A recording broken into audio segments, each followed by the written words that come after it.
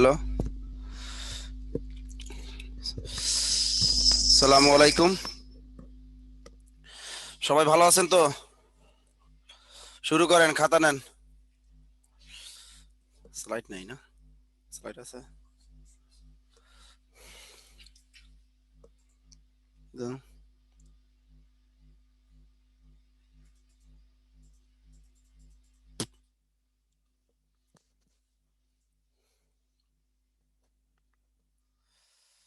প্রকৃতি প্রত্যয় একটু বাকি ছিল স্যার। স্যার প্রত্যয় ক্লাসটা আগে করান প্লিজ।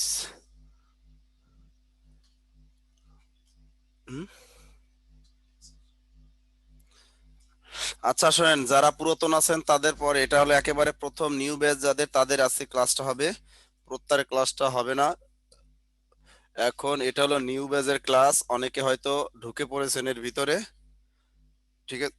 পরেতে পুরাতন স্টুডেন্টরা ঢুকে পড়েছেন, তাদের সমস্যা। এটা হলো একেবারে নিউ ব্যাচ, তাদের বাংলা ব্যাকরণ একেবারে হাতে খড়ি হবে আজকে।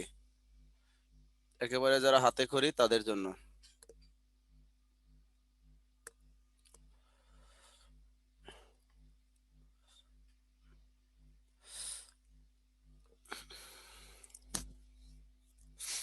ওকে, কই কাউকে দেখতে পাচ্ছি না কেন? এরা সবাই কই গেছে? বুড়ো হয়ে গেছে নাকি? সবগুলা ঘুমায় পড়ছে নাকি? হ্যাঁ, আপনারা কই?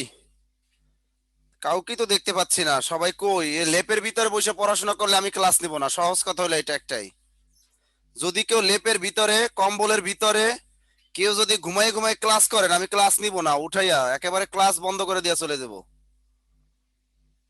সহজ কথা হলো এটাই। দেখি না তো কাউকে। এই সবাই ঘোমটা খোলেন। রেডমি কই? তামান্না জামান কই? এই ছেলেরা কই? এটা অনেক দিনে খালেদ রে দেখি না, জয় রুবায়েত রে দেখি না, তোকি ওসমানী রে দেখি না। কারণ কি? দীপন দত্তকে দেখতে পাচ্ছি না। হ্যাঁ, তাড়াতাড়ি তাড়াতাড়ি তাড়াতাড়ি। চেহারাটা একটু দেখি সবাই, একটু এই সকালবেলা চেহারাটা, ফেয়ার অ্যান্ড লাভলি মার্কা চেহারা গুলো দেখি একটু। এই যে এমটি সুলতান ভাই কত সুন্দর ফ্রেশ মাইন্ডে আছেন। যারা কম্বলের নিচে বসে ক্লাস করবেন তাদের ক্লাস হবে না।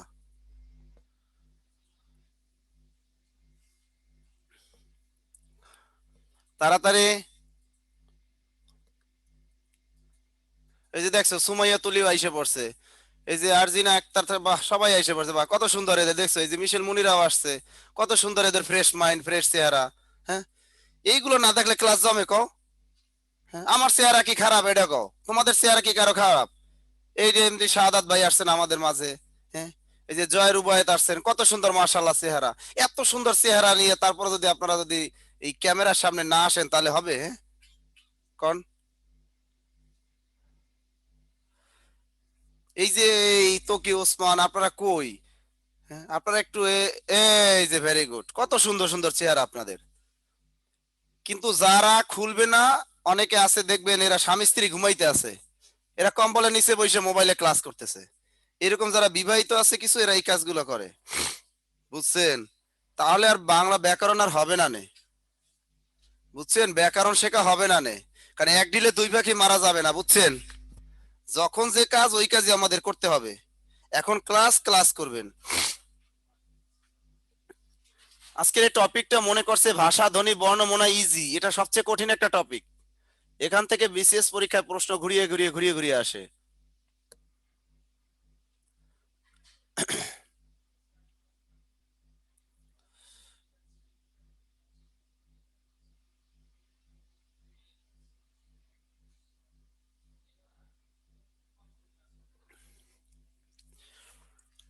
সবাই শুরু করি তাহলে আমরা।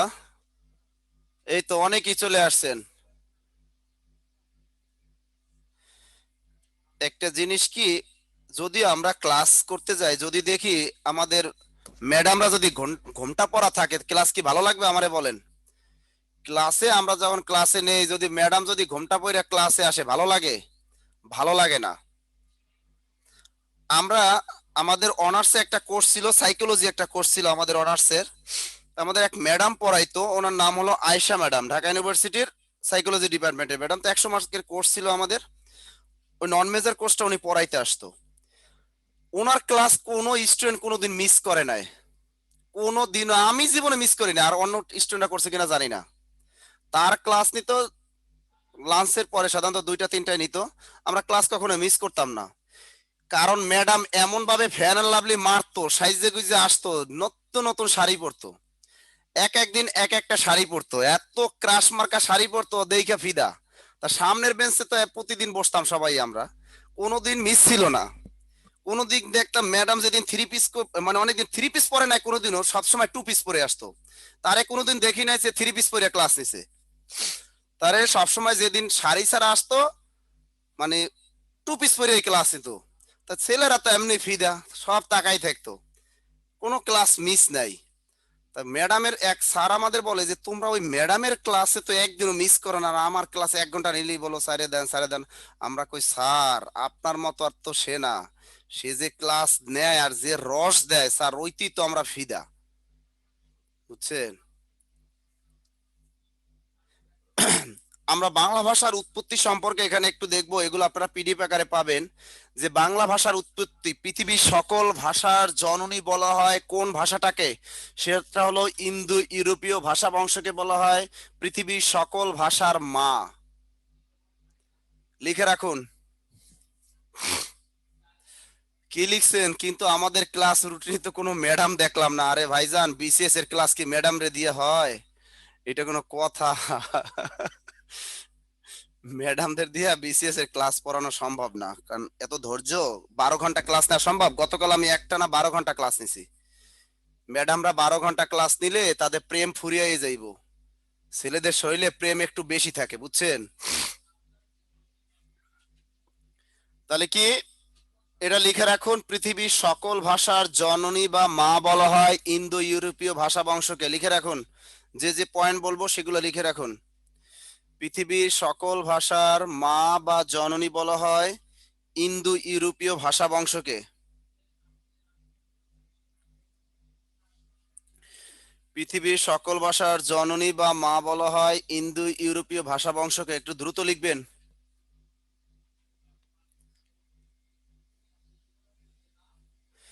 পৃথিবীর সকল ভাষার জননী বা মা বলা হয় ইন্দো ইউরোপীয় ভাষা বংশকে।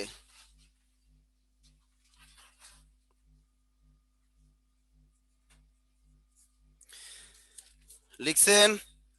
পৃথিবীর সকল ভাষার জননী বা মা বলা হয় ইন্দো ইউরোপীয় ভাষা বংশকে। এখন ইন্দো ইউরোপীয় ভাষা বংশের প্রধান শাখা হলো 2টি। লেখেন, ইন্দো ইউরোপীয় ভাষা বংশের প্রধান শাখা হলো 2টি। দ্রুত লেখেন। প্রধান শাখা 2টি, একটা হলো কেন্তুম আর একটা হলো শতম। ইন্দো ইউরোপীয় ভাষা বংশের প্রধান শাখা হলো কয়টি? 2টি। এটা কিন্তু আসতে পারে পরীক্ষায়। প্রধান শাখা হলো 2টি। ইন্দো ইউরোপীয় ভাষা বংশের প্রধান শাখা 2টি, একটা হলো কেন্তুম আর একটা কি? শতম। এই কেন্তুম শাখাটা থেকে ইউরোপের যতগুলো ভাষা আছে সেগুলো জন্ম লাভ করেছে কেন্তুম শাখা থেকে। তাহলে ইউরোপের যতগুলো ভাষার জন্ম, সেগুলো জন্ম লাভ করেছে ইউরোপীয় ভাষা থেকে। আর এই শতম শাখা থেকে জন্ম লাভ করেছে আমাদের ভারতীয় উপমহাদেশের যে ভাষাগুলো আছে, সেগুলো জন্ম লাভ করেছে এই শতম শাখা থেকে। বর্তমানে বাংলা ভাষার অবস্থান কততম এগুলো বলা যাবে না।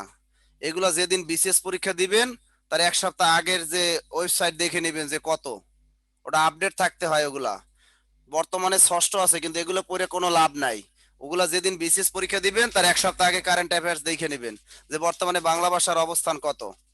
এগুলো বারবার পরিবর্তনশীল, এগুলো এখন পড়ার আপনাদের দরকার নাই। তাহলে এই ভারতীয় যে ভাষা বংশগুলা, সেগুলোর জন্ম হলো শতম শাখা থেকে। এর ভিতর থেকে এগুলো পরীক্ষায় আসবে না, এখান থেকে আসবে যে বাংলা ভাষার জন্ম কি অর্ধমাগধী প্রাকৃত নাকি মাগধী প্রাকৃত থেকে, এগুলো কিন্তু আসে। তা বাংলা ভাষার জন্ম হলো বঙ্গ কামরূপী একটা ভাষা। এই ডক্টর শহীদুল্লাহ মতে গৌর প্রাকৃত থেকে আসছে গৌর অপভ্রংশ, এই গৌর অপভ্রংশ থেকে আসছে বঙ্গ কামরূপী। তাহলে বাংলা ভাষার উৎপত্তি লাভ করছে কোথা থেকে? বঙ্গ কামরূপী থেকে। মনে থাকে জানো, বঙ্গ কামরূপী থেকে বাংলা ভাষা উৎপত্তি লাভ করেছে। এই বঙ্গ কামরূপী থেকে 2টা ভাষার জন্ম লাভ করছে, একটা হলো বাংলা আর একটা হলো অসমিয়া বা আসামি ভাষা। তা বাংলা ভাষার দুহিতা বলা হয় কোনটাকে? এই আসামি বা অসমিয়া ভাষাকে।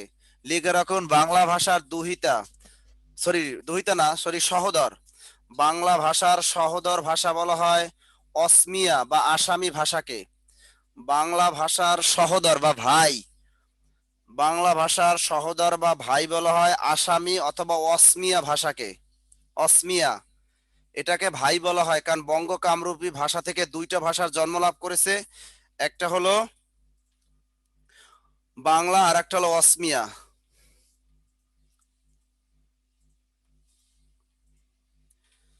লিখছেন?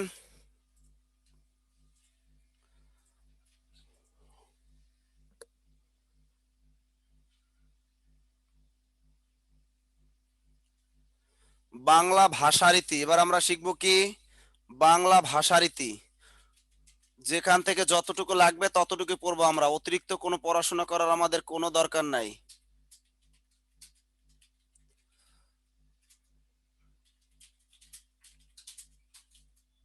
দেখেন, বাংলা ভাষারীতি আমাদের বিসিএস সিলেবাসের একটা পার্ট হলো বাংলা ভাষারীতি।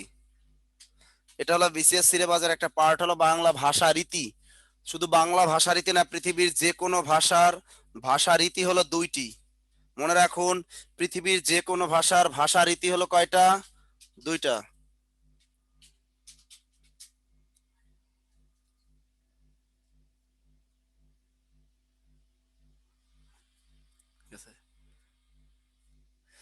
পৃথিবীর যে কোনো ভাষার ভাষারীতি কয়টি? দুইটি। পৃথিবীর যে কোনো ভাষার ভাষারীতি হলো দুইটি। লিখছেন? শুধু বাংলা না, পৃথিবীর যে কোনো ভাষার ভাষারীতি হলো কয়টি? দুইটি। একটা হলো রিটেন ফর্ম আর একটা হলো ওরাল ফর্ম। আমরা সবাই জানি একটা হলো রিটেন ফর্ম আর একটা ওরাল ফর্ম। এগুলো কিন্তু আপনারা পাবেন, নোট খাতা তৈরি করে ফেলবেন। যে যে অংশগুলো আমি লিখতে বলবো ওটাই শুধু লিখে রাখবেন। তাহলে একটা হলো রিটেন ফর্ম, ওরাল ফর্ম, অর্থাৎ আমরা একটা হলো লিখি আর একটা হলো মুখ দিয়ে বলি। এই দুইটা হলো ভাষার রীতি। একটা হলো লেখ্য আর একটা হলো কথ্য। আবার এই লেখ্যরও কিন্তু দুইটা রূপ, একটা হলো সাধু আর একটা চলিত। আর মৌখিক ভাষাও কিন্তু সাধু নাই, কিন্তু মৌখিক রূপ কিন্তু চলিত, আর একটা হলো আঞ্চলিক। তা লেখার রূপ, আমাদের লেখার রূপ দুইটা, একটা হলো সাধু আর একটা চলিত। কিন্তু বর্তমানে আমরা সাধু ভাষাটা পরিহার করেছি, আমরা চলিত রীতিতেই লেখাপড়া করি। আর মৌখিক রূপটা কিন্তু দুইটা আছে, একটা হলো চলিত আর একটা হলো আঞ্চলিক। আঞ্চলিকের আরেকটা হলো উপভাষা।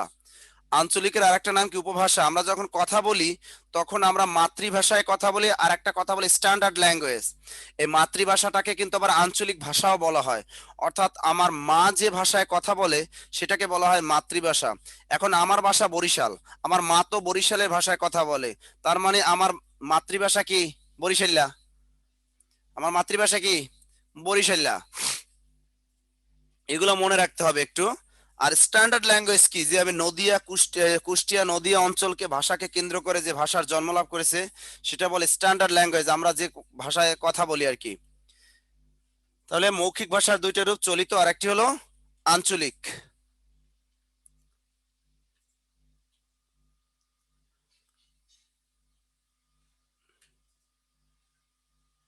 সাধু ও চলিত ভাষা, এই সাধু ও চলিত ভাষার পার্থক্যটা সব পড়তে হবে। খাতা নেন, সাধু ও চলিত ভাষার পার্থক্য কিন্তু আমাদের ভালো করে পড়তে হবে। স্লাইডে যা আছে তারপরও আমি দিব। অ্যাটলিস্ট সাধু চলিত ভাষার পার্থক্য 20টা পড়তে হবে। যারা নিবন্ধন পরীক্ষা দিবেন, যারা প্রাইমারি পরীক্ষা দিবেন এবং বিসিএস পরীক্ষা দিবেন, এই সাধু ও চলিত ভাষার পার্থক্য থেকে পরীক্ষায় আসবে। আসবে না যে নাটকে সংলাপ বক্তৃতায় উপযোগী, এত সহজ তা দিবে না। বুঝছেন? কঠিন কঠিন যে পার্থক্যগুলো আছে, যেগুলো বাজারে বইগুলোয় পাওয়া যায় না, বাংলা একাডেমির বইয়ে পাওয়া যায়, সেগুলো আসে। এবার বলেন সাধু ভাষার জনককে? বলেন একটু, সাধু ভাষার জনককে? সাধু ভাষার জনককে?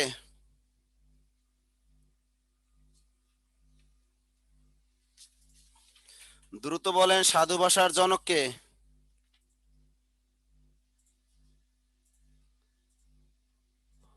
সাধু ভাষার জনক, থ্যাংক ইউ, ঈশ্বরচন্দ্র বিদ্যাসাগর। লিখে রাখুন, সাধু ভাষার জনক ঈশ্বরচন্দ্র বিদ্যাসাগর। দ্রুত লিখুন, সাধু ভাষার জনক ঈশ্বরচন্দ্র বিদ্যাসাগর।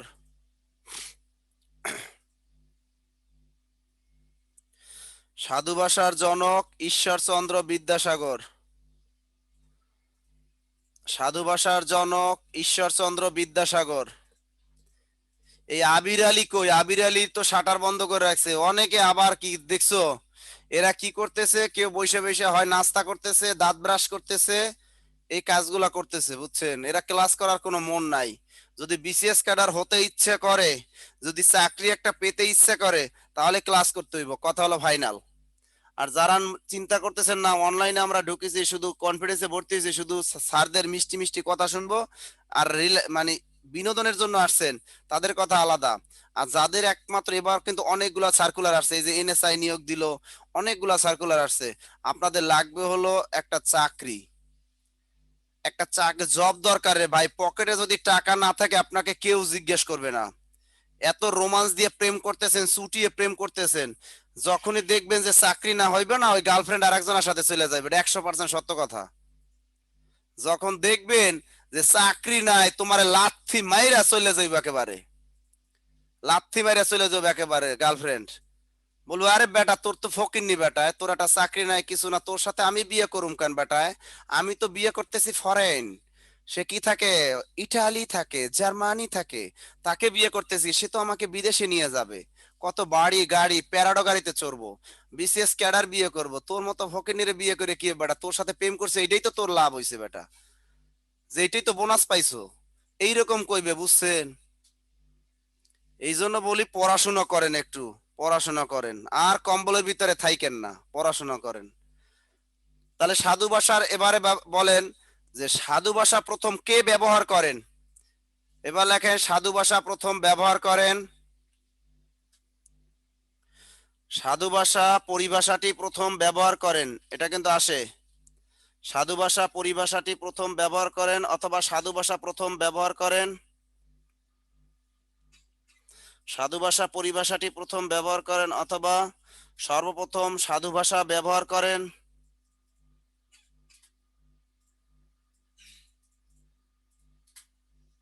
সাধু ভাষা পরিভাষাটি প্রথম ব্যবহার করেন, অথবা সাধু ভাষা প্রথম ব্যবহার করেন রাজা রামমোহন রায়।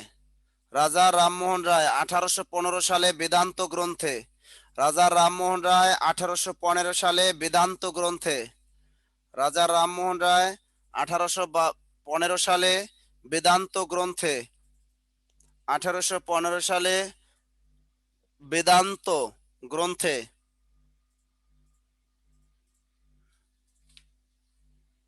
লিখছেন।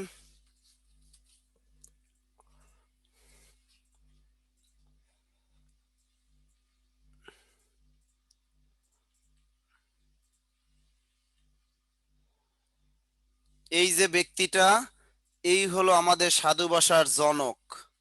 বা যদি পরীক্ষা আসে সাধু ভাষা পরিবার ভাষাটি কে ব্যবহার করেন, অথবা যদি আসে সাধু ভাষা প্রথম কে ব্যবহার করেন, তাহলে কিন্তু হয়ে যাবে রাজা রামমোহন রায়।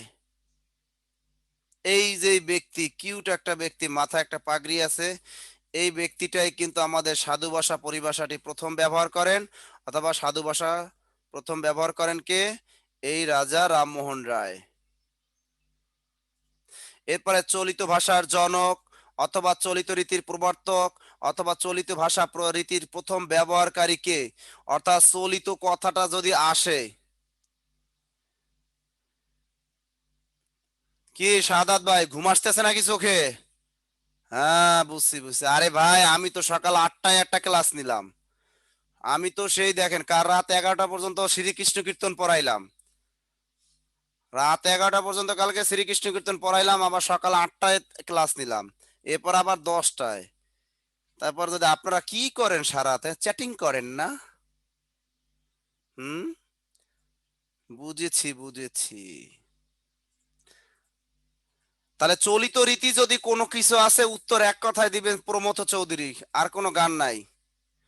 চলিত রীতির কোনো কিছু যদি থাকে, উত্তর হবে কি? প্রমথ চৌধুরী, এক কথায়।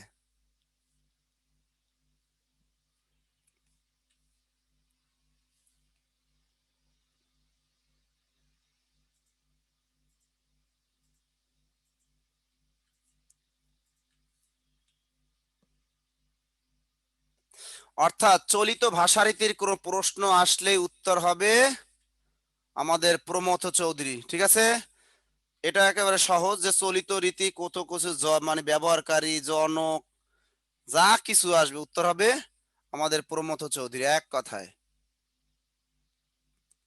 এইবার দেখেন সাধু ও চলিত ভাষার পার্থক্য। স্লাইডে যেগুলো আছে এগুলো একটু বুঝিয়ে দিব, এরপর স্লাইডের যেগুলো থাকবে না এগুলো আমি বলে দিব, আপনারা খাতায় লেখেন। সাধু ও চলিত ভাষা পার্থক্য, এটা খুবই গুরুত্বপূর্ণ। যারা নন ক্যাডার রিটেন পরীক্ষা দিবেন, বিসিএস রিটেন দিবেন, অন্যান্য হাই স্কুল বা কলেজে রিটেন পরীক্ষা দিবেন, তাদের জন্য এটা খুবই গুরুত্বপূর্ণ। বিসিএস প্রিলির জন্য গুরুত্বপূর্ণ এবং অন্যান্য চাকরির জন্য, প্রত্যেকটার জন্য গুরুত্বপূর্ণ হলো সাধু ও চলিত ভাষার পার্থক্য। এই অংশটা কিন্তু আমরা পড়ি না, অনেক এড়িয়ে চলি যে এটা তো সহজ। আসলে ভাই এটা সহজ না, এটা কিন্তু কঠিন, একটু বোঝানোর দরকার আছে। তাহলে দেখেন ভাষা পরীক্ষা আসবে কিভাবে, ভাষার কোন রীতি ব্যাকরণের সুনির্দিষ্ট নিয়ম মেনে চলে। ভাষার কোন রীতি ব্যাকরণের সুনির্দিষ্ট নিয়ম মেনে চলে, সেটা হলো সাধু রীতি। এগুলো লেখা লাগবে না, এগুলা স্লাইড আকারে আপনারা পাবেন, কিন্তু এগুলা এগুলা ক্লাস শেষে পাবেন, এখানে লেখা লাগবে না। এর বাইরে যেগুলো আমি লেখাবো সেগুলো শুধু লিখবেন। এরপরে চলিত রীতি ব্যাকরণের নিয়ম মেনে চলে না, অর্থাৎ সাধু রীতি ব্যাকরণের একটা সুনির্দিষ্ট নিয়ম মেনে চলে, কিন্তু চলিত রীতির নিয়ম মেনে চলে না। আমি বুঝলাম না, সুপ্রিয়া তো হাসতেছো কেন, মনটা ফ্রেশ নাকি? হ্যাঁ, আজকে বোঝাই যাচ্ছে সুপ্রিয়া অনেক মনটা খুশি, ও আজকে গান শোনাবে তাইলে আমাদের, ঠিক আছে না? ও দেখছেন খুব খুশি একেবারে, এত খুশি কেন বুঝতে পারতেছি না, আজকে খুব হাসি খুশি। এরপরে পরীক্ষা আসবে যে ভাষার কোন রীতির পদবিন্যাস সুনিয়ন্ত্রিত ও সুনির্দিষ্ট। যে ভাষার কোন রীতির পদবিন্যাস সুনিয়ন্ত্রিত ও সুনির্দিষ্ট, এটা হলো নিবন্ধন পরীক্ষা আসছিল, সেটা হলো সাধু রীতির পদবিন্যাস সুনিয়ন্ত্রিত ও সুনির্দিষ্ট।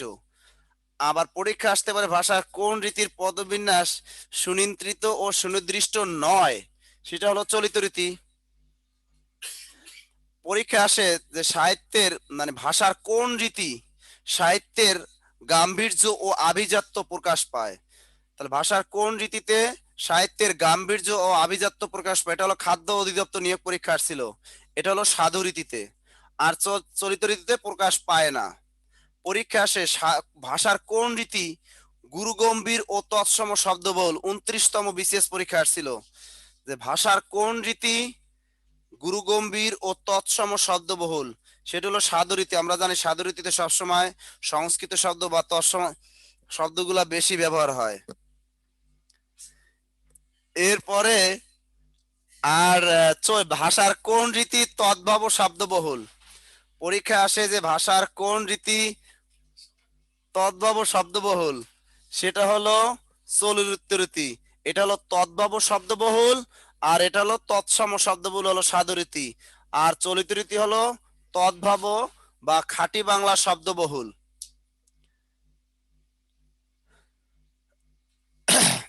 এরপরে ভাষার কোন রীতি নাটকের সংলাপ ও বক্তৃতায় অনুপযোগী, এটা 18তম বিসিএস আসছিল, সেটা হলো সাধু রীতি। কারণ এটা নাটকের সংলাপ আর বক্তৃতায় অনুপযোগী, কারণ আমরা সাধু ভাষায় যদি কোনো নাটক অভিনয় করা হয়, কোনো টেলিভিশনে যদি কোনো নাটক দেখানো হয় বা কোনো মঞ্চ নাটক দেখানো হয়, ওইসব নাটক কেউ দেখবে না।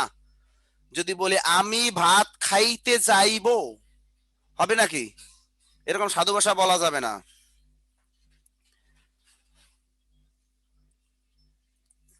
এরপরে আর চলিত রীতিতে নাটকের সংলাপ ও বক্তৃতায় কি উপযোগী। এবার সাধু রীতিতে অব্যয় পদ দীর্ঘ হয়, এটা সমাজসেবা অধিদপ্তরের ছিল। পরীক্ষা আসবে ভাষার কোন রীতিতে অব্যয় পদ দীর্ঘ হয়, সেটা হলো সাধু রীতি। পরীক্ষা আসবে ভাষার কোন রীতিতে অব্যয় পদ অভিন্ন রূপে ব্যবহৃত হয়, সেটি হলো চলিত রীতি। এরপরে 16তম বিসিএস আসছিল ভাষার কোন রীতিতে সর্বনাম ও ক্রিয়াপদ দীর্ঘ হয়, সেটি হলো সাধু রীতি। পরীক্ষা আসবে ভাষার কোন রীতিতে সর্বনাম ও ক্রিয়াপদ সংক্ষিপ্ত রূপে ব্যবহৃত হয়, সেটি হলো চলিত রীতি। পরীক্ষা আসবে ভাষার কোন রীতিতে সর্বনাম ও ক্রিয়াপদ পূর্ণ রূপে ব্যবহৃত হয়, সেটাও কি সাধুরীতি, 15তম বিসিএস আসছিল। আর ভাষার কোন রীতিতে সর্বনাম ও ক্রিয়াপদ সংক্ষিপ্ত রূপে ব্যবহৃত হয়, সেটি হলো চলিত রীতি। এই পার্থক্যগুলো পড়বেন, প্রিলি রিটেন উভয়ের ক্ষেত্রে কাজে দিবে। দেখেন আমি আপনাদের এখানে 17টা লেখাইছি, আরো লেখাবো পার্থক্য, কারণ এখান থেকে বিসিএস পরীক্ষায় প্রশ্ন ধরে, অন্যান্য চাকরি পরীক্ষা আসে, এই জন্য আমি লেখাবো। আপনি বাজার থেকে যে টাকা দিয়ে বই কিনছেন ওই সব বইয়ে এত পার্থক্য পাইবেন না, এটা 100% গ্যারান্টেড। কারণ আমার লেকচার আপনি মিলাই দেখবেন, গতকাল আমার যে লেকচার মিলাইছেন, আপনাদের কাছে যে বই আছে তার বাহিরে অনেক তথ্য আছে, আছে না? অনেক তথ্য আছে। সাধু রীতিতে অনুসর্গ পূর্ণরূপে ব্যবহৃত হয়, পরীক্ষা আসবে ভাষার কোন রীতিতে অনুসর্গ পূর্ণরূপে ব্যবহৃত হয়, এটা হলো সাধু রীতিতে। আর সংক্ষিপ্ত রূপে ব্যবহৃত হয়, এটা গণপূর্ত অধিদপ্তর নিয়োগ পরীক্ষা আসছিল, সেটা হলো চলিত রীতি। সাধু রীতিতে সন্ধি ও সমাসবদ্ধ পদ বেশি থাকে, পরীক্ষা আসবে ভাষার কোন রীতিতে সন্ধি ও সমাসবদ্ধ পদ বেশি থাকে বা বেশি ব্যবহৃত হয়, সেটা হলো সাধু রীতি। আর চলিত রীতিতে সন্ধি ও সমাসবদ্ধ পদগুলা ভেঙে ব্যবহার করা হয়, পরীক্ষায় আসবে ভাষার কোন রীতিতে সন্ধি ও সমাসবদ্ধ পদ ভেঙে ব্যবহার করা হয়, উত্তর হবে চলিত রীতি। পরীক্ষা আসবে ভাষার কোন রীতি সাধারণত কৃত্রিম বা আর্টিফিশিয়াল, সেটা হলো সাধু রীতি, এটা একটা কৃত্রিম ভাষা। আর চলিত রীতি হলো কৃত্রিমতা বর্জিত, চলিত রীতি কি কৃত্রিমতা বর্জিত। পরীক্ষা আসবে ভাষার কোন রীতি অপরিবর্তনীয়, অর্থাৎ কখনোই পরিবর্তন হবে না, সেটা হলো সাধু রীতি, এই রীতি কখনোই পরিবর্তন হবে না। সবাই রে দেখতেছি হাউসি মারতেছেন, এরা সবাই বুঝতে পারছে রাতে সেটিং করে, সবাই না, যাদের চোখে ঘুম আসতেছে এরা রাতে সেটিং করে, রাত 1টা 2টা পর্যন্ত সেটিং করে। আরে ভাই এই সেটিং করে কোনো লাভ নাই, নিজের জীবনটারে খুয়াইতেছেন, যৌবনটারেও খুয়াইতেছেন, ঠিক আছে? এইগুলা কইরেন না ভাই। যার সাথে সেটিং করেন এই সেটিং করে কি হইব ভাই, তার সাথে তো আপনার বিয়ে হইব না, এটা আমি গ্যারান্টেড।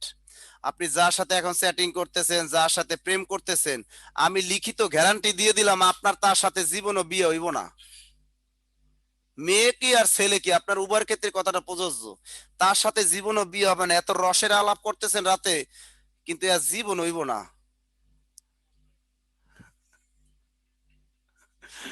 বুঝছে? আমি তো বললাম যে তাদের কখনো এই বিয়ে হবে না, যদি হয় ভুয়া রেয়ার, ইতিহাসে এখন কথা বলে না। আমার কথাটা লেখে রাখেন।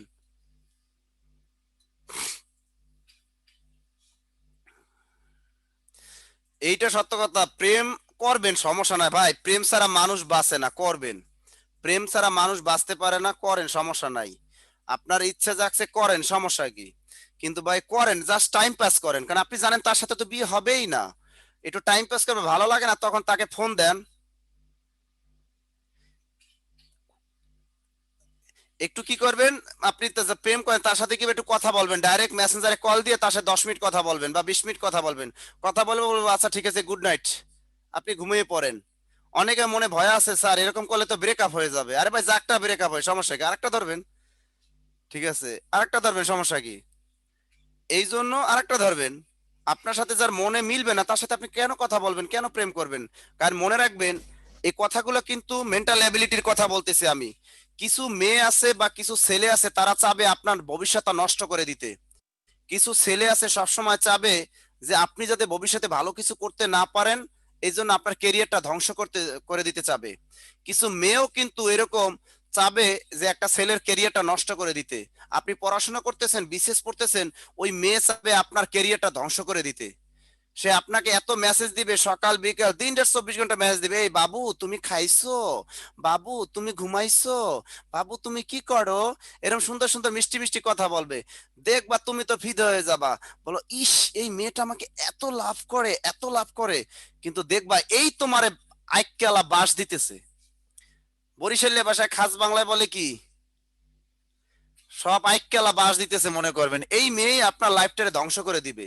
আর যে মেয়ে দেখবেন যে আপনাকে বলে যে আচ্ছা ঠিক আছে তুমি কি করতেছো, আচ্ছা আমি তখন পড়তে আচ্ছা ঠিক আছে তুমি পড়ো, পড়া শেষ হলে আমাকে তুমি নক দিও, এইরকম যে মেয়ে বলবে, আবার বলে শোনো রাত অনেক হয়ে গেছে, শোনো এখন ঘুমাও, ঠিক আছে আবার সকালে উঠে পড়তে হবে, তুমি এখন ঘুমাও আমিও এখন ঘুমাই, ঠিক আছে, এই রকম যে মেয়ে বলবে তুমি মনে করবা যে এই মেয়ে তোমার শুভাকাঙ্ক্ষী, এই মেয়েই তোমাকে রিয়েল ভালোবাসে, এই মেয়েই তোমাকে চায়, তাকেই ভালোবাসবা।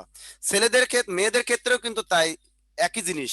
যে ছেলে তোমাকে বলবে এরকম সারাদিন, যে ছেলে বলবে তোমাকে ছাড়া আমি বাঁচবো না, প্লিজ আমি তোমাকে একটু দেখি, এই সেই তোমারে জ্বালাইতে থাকবে দিন রাত 24 ঘন্টা, যে ছেলে মনে করবা ওইটা আর একটা বদমাইশ, ও তোমারে বাস দেয়, ও তোমারে কখনোই ভালোবাসে না এই ছেলে, ঠিক আছে।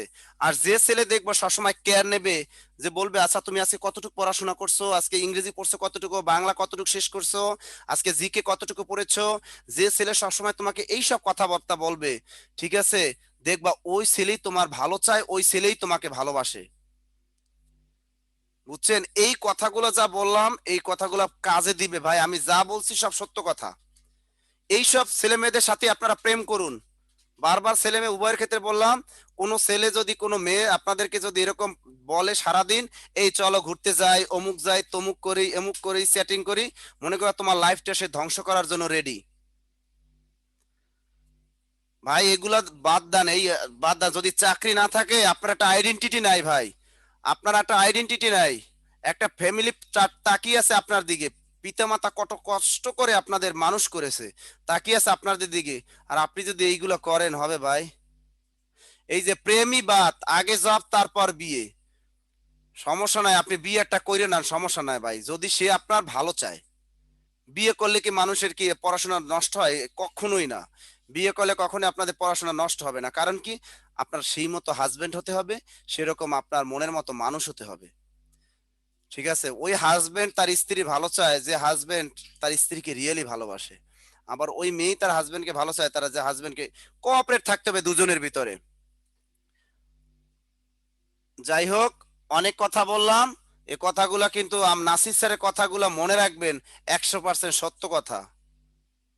আপনি মনে করতেছে এখন যার সাথে প্রেম, ইস আমি মনে হয় এর সময় না দিলে এই ব্রেকআপ হয়ে যাবে, ইস এর চেয়ে সুন্দরী মেয়ে মনে হয় আমি পাবো না, বা একটা মেয়ে বলতেছে ইস আমি ছেলেটার সাথে ই করতেছি এর ছাড়া না হয় হবে না, আরে ভাই আপনার জব হোক না, আমি তো বললাম আর কিছু লাগবে না, আপনার শুধু একটা প্রাইমারি জব হোক। মেয়ে কি ছিল দেখবেন আপনার পিছনে সুন্দরী মেয়েরা ঘুর ঘুর করে, মেয়ে তো রাজি হবি, মেয়ের মাও রাজি হইব, মেয়ের মাও বলবে আমিও রাজি, বুঝছেন। তার মানে আপনি বিয়ে করলে শালিও পাইবেন শাশুড়িও পাইবেন, এত টেনশন নেন কেন? আগে চাকরি, আগে বিসিএস ক্যাডার হন, দেখবেন যে হয়ে যাবেন। তাহলে পরীক্ষা আসে যে ভাষার কোন রীতি সংস্কৃত প্রত্যয়ের নিয়ম মেনে চলে, সেটা হবে সাধুরীতি। ভাষার কোন রীতি সংস্কৃত প্রত্যয়ের নিয়ম মেনে চলে? ওই লেখছে স্যার, আর মেয়েরা কি পাবে, শোনো মেয়েদের আর কিছু দরকার নাই, মেয়েরা আর কিছু চায় না, মেয়েরা শুধু একটা জিনিসই চায়, স্বামীর ভালোবাসা, শ্বশুর শাশুড়ির ভালোবাসা, ঠিক আছে। তা একটা মেয়ে সবসময় চায় যে তার হাজবেন্ড যেন তাকে কেয়ার নেয়, হাজবেন্ড যেন তাকেই শুধু ভালোবাসে, যেন সে পরকীয়া প্রেম না করে, যেন সে অন্য মেয়েদের দিকে না তাকায়, এটাই একটা মেয়ে সবসময় চায়, বুঝেছেন। আর ছেলেরা তো এমনি একটু দুষ্ট, ওরা তো এমনি একটু লুচ্চা প্রকৃতির হয় তো ছেলেরা, ওদের তো যতই সুন্দরী বউ থাকে এরপর আর এক নারীর দিকে নজর দেয়। অফিসে গেলে কয় আপু আপনার শাড়িটা না খুব সুন্দর লাগছে, হাই ভাবি আপনি কেমন আছেন। এদের ঘরে যতই সুন্দরী বউ থাকুক না কেন, অন্য নারী দেখলে এদের একটু তাকাবেই। পুরুষের কথা আর কি কইতাম, মেয়েরা তো এমনি একটু ভালো হয়। এরপর দেখেন চলিত রীতিতে সংস্কৃত প্রত্যয়ের নিয়ম মেনে চলে না। এবার ভাষার কোন রীতিতে ধর্ণাত্মক শব্দের ব্যবহার কম, এখানে একটু কম পাইলাম, এই জিনিসটা খেয়াল রাখবেন 14 নাম্বারটা, যে সাধু রীতিতে ধর্ণাত্মক শব্দের ব্যবহারটা কিন্তু একটু কম, সাধু রীতিতে ধর্ণাত্মক শব্দের ব্যবহারটা কি কম, আর চলিত রীতিতে ধর্ণাত্মক শব্দের প্রাধান্যটা একটু বেশি, একটু বেশি। এইটা একটু ব্যতিক্রম, কারণ সাধু রীতিতে সবকিছু বেশি বেশি ছিল তাই না, কিন্তু এই একটা পয়েন্ট পাইলাম যে সাধু রীতিতে ধনাত্মক শব্দের ব্যবহার কম, কিন্তু চলিত রীতিতে ধনাত্মক শব্দের প্রাধান্য বেশি, যেমন আমরা বলি টন টন, শন শন করে বায়ু বয়, এরকম ধনাত্মক শব্দ কিন্তু আমরা অহরহ ব্যবহার করি। আর সাধুরীতি শিষ্ট ও ভদ্রজনেরা কম ব্যবহার করেন, এখানেও কিন্তু কম, কারণ আমরা জানি সাধু ভাষা শিষ্ট ও ভদ্র মানে যারা স্মার্ট, মানে আমরা আমরা কিন্তু সাধু ভাষাটা কম ব্যবহার করি। আমরা শিক্ষিত, আমরা গ্রাজুয়েট, আমরা সুনাগরিক, আমরা কিন্তু এই সাধু ভাষাটা কম ব্যবহার করি। কিন্তু চলিত ভাষা শিষ্ট ও ভদ্রজনের কথিত ভাষা। আমরা যারা সুনাগরিক, গ্রাজুয়েট, আমরা কিন্তু এই চলিত ভাষাটা আমরা কি করি, আমাদের মুখের ভাষা, আমরা সুন্দরভাবে কথা বলি। এটা নিবন্ধন পরীক্ষা 2017-তে আসছিল, দেখছেন অনেক কঠিন কঠিন প্রশ্ন ধরে। আর সাধু ভাষা হলো প্রমিত উচ্চারণ নয়, এটাও একটা আসছে নয়, তাহলে সাধুরীতি প্রমিত উচ্চারণ নয়, কিন্তু চলিত ভাষার বৈশিষ্ট্য হলো প্রমিত উচ্চারণ। আমরা চলিত রীতিতে যখন কথা বলি অনেক সুন্দর করে উচ্চারণ করার চেষ্টা করি, বুঝেছেন? আমরা যখন কথা বলি অনেক সুন্দর করে কথা বলার চেষ্টা করি। আমরা বলি কিন্তু বাবু তুমি কি খাইছো, এত সুন্দর করে বলি, মানে একেবারে রস দিয়ে বলি। এই জন্য কি বললাম, চলিত ভাষার বৈশিষ্ট্য হলো প্রমিত উচ্চারণ। আর সাধুরীতি হলো দুর্বোধ্য। সাধুরীতি কি? দুর্বোধ্য বা কঠিন। সাধুরীতি হলো দুর্বোধ্য বা কঠিন। আর চরিত্ররীতি হলো সহজবোধ্য। খাদ্য অধিদপ্তরে এটা আসছিল যে ভাষার কোন রীতি সহজবোধ্য, সেটা হলো চলিত রীতি। এরপরে 17টা, এবার 18 নাম্বার লেখেন, 18 নাম্বার পয়েন্ট লেখেন। 17 নাম্বার পয়েন্ট তো আপনারা পেয়েই যাবেন, 18 নাম্বার খাতায় লেখেন, 18 নাম্বার পয়েন্টটা লেখেন। 18 নম্বর লেখেন, সাধু ভাষায় শব্দের অর্থের পরিবর্তন ঘটে না। সাধু ভাষায় শব্দের অর্থের পরিবর্তন ঘটে না।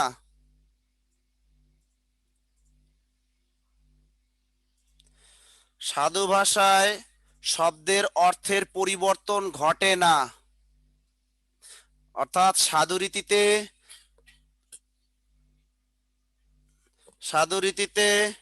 শব্দের অর্থের পরিবর্তন ঘটে না। আর ওই পাশে চলিত রীতিতে লেখেন পরিবর্তন হয়। চলিত রীতিতে কি লিখবেন? পরিবর্তন হয়।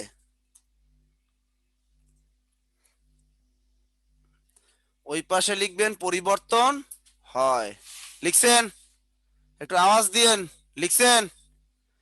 এরপরে 19 নাম্বার পয়েন্ট লেখেন, সাধু ভাষায় বাক্যের সংগঠন সীমাবদ্ধ। 19 নাম্বার পয়েন্ট লেখেন, সাধু ভাষায় বাক্যের সংগঠন সীমাবদ্ধ। সাধুরীতিতে বাক্যের সংগঠন সীমাবদ্ধ। সাধুরীতিতে বাক্যের সংগঠন সীমাবদ্ধ। চলিত রীতিতে লেখেন উন্মুক্ত। শর্টকাট লিখে পারেন, চলিত রীতিতে লেখেন উন্মুক্ত, অর্থাৎ চলিত রীতিতে বাক্যের সংগঠন উন্মুক্ত বা ফ্রি, একেবারে উন্মুক্ত।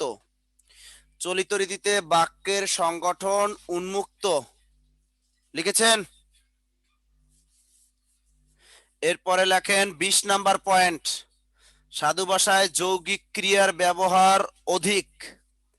সাধু রীতিতে যৌগিক ক্রিয়ার ব্যবহার অধিক। সাধু রীতিতে যৌগিক ক্রিয়ার ব্যবহার অধিক, আর চলিত রীতিতে কম। চলিত রীতিতে লিখে রাখুন কম। সাধু রীতিতে যৌগিক ক্রিয়ার ব্যবহার অধিক, আর চলিত রীতিতে কম।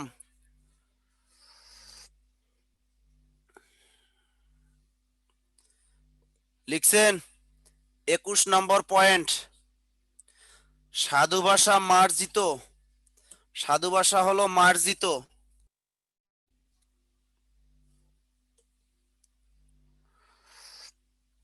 সাধু ভাষা মার্জিত।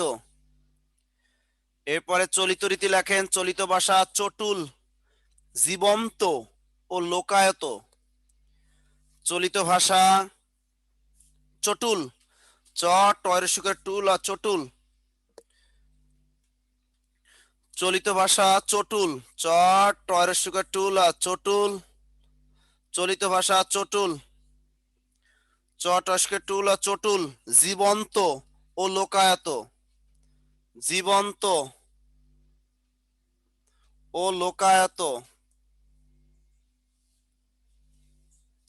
লোকায়ত, তাহলে সাধু ভাষা কি মার্জিত? সাধু ভাষা হলো মার্জিত, আর চলিত ভাষা হলো চটুল, জীবন্ত ও লোকায়ত। কত নাম্বার লিখলাম? 20। 20 লিখছি। তবে এবারে 22 নাম্বার লিখুন, তাহলে 22 লিখুন। 22,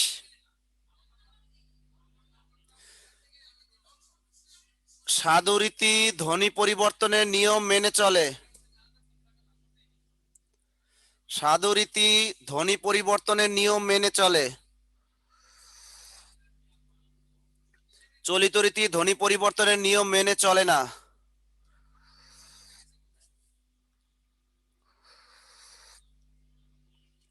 সাধুরীতি ধ্বনি পরিবর্তনের নিয়ম মেনে চলে, আর চলিত রীতিতে মেনে চলে না।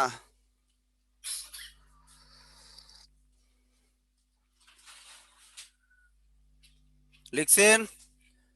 23 নাম্বার পয়েন্টটা লেখেন। সাধু ভাষা বানান নিষ্ঠ। সাধু ভাষা বানান নিষ্ঠ। সাধু ভাষা বানান নিষ্ঠ। বানান, সাধু ভাষা বানান নস্কে নিয়ে মূর্ধন্যের সাথে ঠ। সাধু ভাষা বানান নিষ্ঠ, আর চলিত রীতি বানান নিষ্ঠ নয়। সাধু রীতি বানান নিষ্ঠ, চলিত রীতি বানান নিষ্ঠ নয়।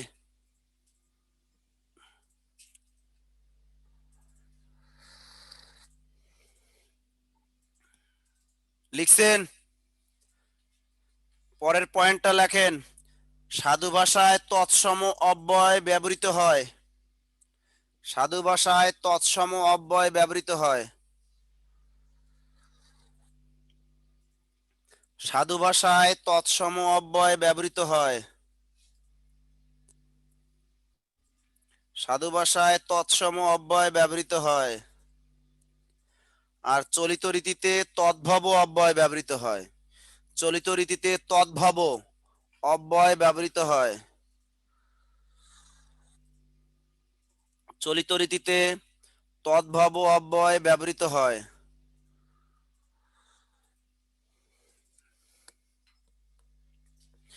চলিত রীতিতে তদ্ভব অব্যয় ব্যবহৃত হয়। লিখছেন? এই হলো সাধু ও চলিত ভাষার পার্থক্য, লেখাই দিলাম। কয়টা হলো? 24 না 25?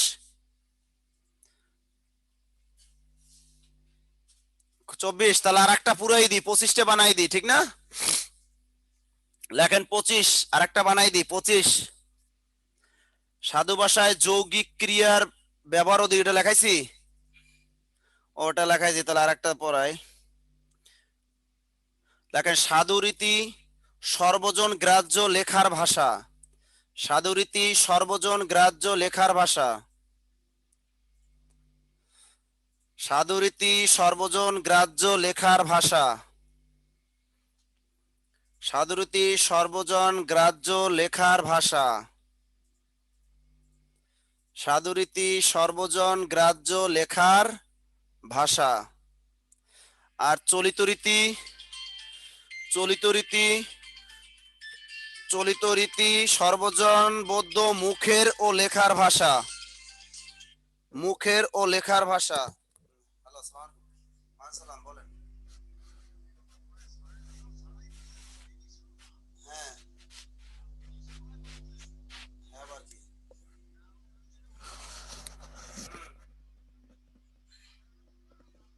হ্যাঁ, মানে হ্যাঁ, হ্যাঁ,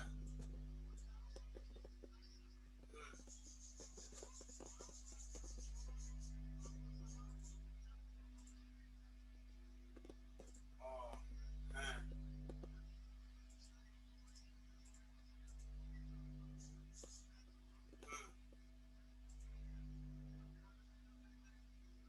হুম, 5 তারিখ, আজকে কয় তারিখ? 4 তারিখ। আজকে যে ঢাকা উঠে তাহলে মনে হয় পারবে না, পারে তাড়াতাড়ি।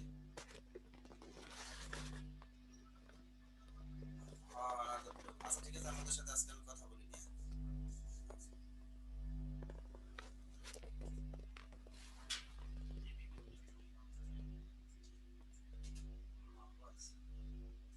আচ্ছা লিখছেন, লেখা শেষ?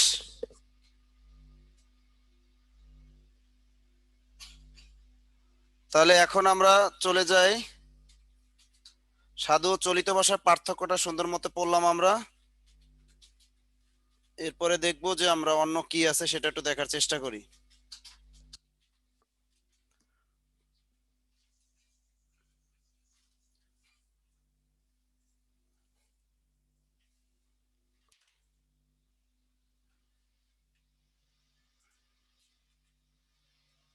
বাংলা ব্যাকরণ,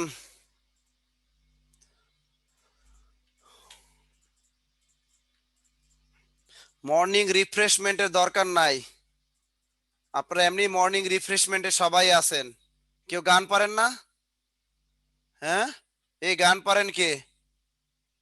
এর ভিতরে গান পারেন কে? 2-4 লাইন গান কে পারেন? কেউ পারেন না? কথা বলেন না কেন? আমি, যাক একজন খুঁজে পাইছি। কয়জনে গান পারেন? মাত্র একজন। কে? মেহেদি হাসানও পারে, বাহ। আর কে পারেন? পিসিন ইসলাম একজনে লিখছে আমি পারি। টিটু হালদার বলছে পারি স্যার, বাহ। দেখছেন আমাদের সিঙ্গারের কোনো অভাব নাই। সবই তো ছেলেরা পারে, তা মেয়েরা কি করে? ছেলেরা তো সবাই গান পারে, মেয়েরা কেউ পারে না? স্যার মেয়েরা হাসে স্যার, আর শুনে। ও, মেয়েরা হাসে আর শোনে না। আচ্ছা, আপনি জি তাহলে স্যার। একটু দুই লাইন গান শোনায় দেন, 2 লাইন। ঠিক আছে স্যার, ওকে। এ জীবন তোমাকে দিলাম বন্ধু, তুমি শুধু ভালোবাসা দিও বন্ধু, তুমি শুধু ভালোবাসা দিও, সুখের চেয়ে সুখ তুমি যে আমার প্রিয় থেকে, তুমি বেশি প্রিয়, তুমি শুধু ভালোবাসা দিও বন্ধু, তুমি শুধু ভালোবাসা দিও। ধন্যবাদ স্যার। Okay, thank you. অনেক সুন্দর গানটা ছিল, তাই না? যাক, থ্যাংক ইউ। এবার আমরা চলে যাই বাংলা ব্যাকরণে। এবার বাংলা ব্যাকরণ অংশে চলে যায়। বাংলা ব্যাকরণ থেকে এখান থেকে খুঁটিনাটি কি কি প্রশ্ন আসে একটু দেখি, আর কি কি দরকার আমাদের সেগুলো আমি অ্যাড করে দিব। যে বাংলা ব্যাকরণ একটা বিষয় আছে, সেই ব্যাকরণ থেকে কোন কোন ধরনের প্রশ্ন আমাদের থাকতে পারে। বাংলা ব্যাকরণ,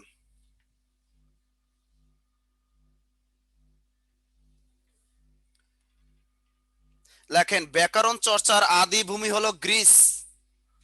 ব্যাকরণ চর্চার আদি ভূমি হলো গ্রিস। লিখে রাখুন, ব্যাকরণ চর্চার আদি ভূমি হলো গ্রিস।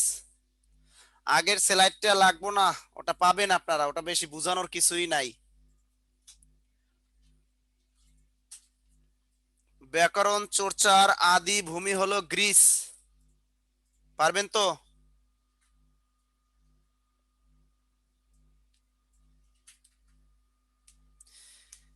একটা জিনিস এখানে আসে যে ব্যাকরণের কাজ কি, বা ব্যাকরণের কাজ কি, এখান থেকে প্রশ্ন আসে বিভিন্ন চাকরি পরীক্ষায়। ব্যাকরণের প্রধান কাজ হলো ভাষা বিশ্লেষণ ও শৃঙ্খলা রক্ষা করা, ভাষার অভ্যন্তরীণ শৃঙ্খলা আবিষ্কার করা, আরো একটা জিনিস লিখে রাখুন, ভাষাকে নিয়ন্ত্রণ করা। আর একটা কি লিখতে পারি? ভাষা, ভাষাকে নিয়ন্ত্রণ করা।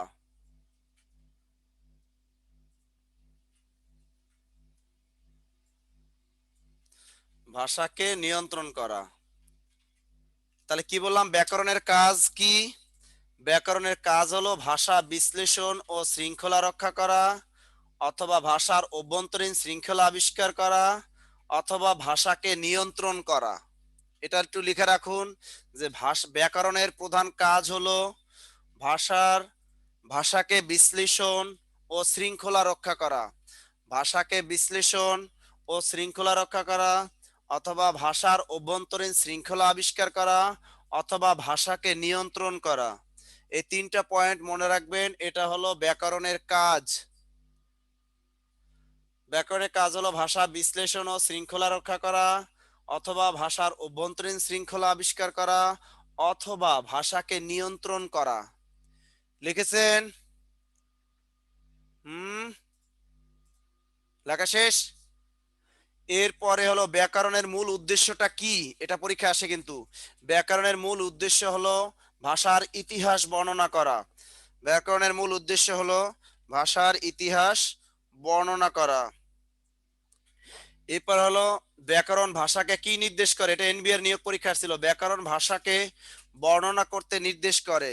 ব্যাকরণ ভাষাকে কি নির্দেশ করে? ব্যাকরণ ভাষাকে বর্ণনা করতে নির্দেশ করে। এগুলো নোট খাতা তৈরি করে ফেলবেন সবাই।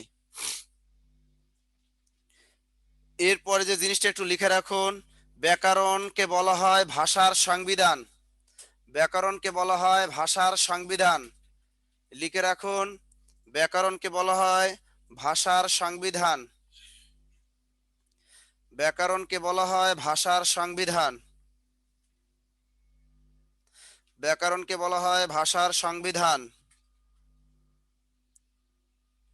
এরপরে লেখেন, ব্যাকরণ ভাষার সুনির্দিষ্ট গতিপথ নির্ধারণ করে দেয়। ব্যাকরণ ভাষার সুনির্দিষ্ট গতিপথ নির্ধারণ করে দেয়। ব্যাকরণ ভাষার সুনির্দিষ্ট গতিপথ নির্ধারণ করে দেয়। ব্যাকরণ ভাষার সুনির্দিষ্ট গতিপথ নির্ধারণ করে দেয়। ব্যাকরণ ভাষার সুনির্দিষ্ট গতিপথ নির্ধারণ করে দেয়।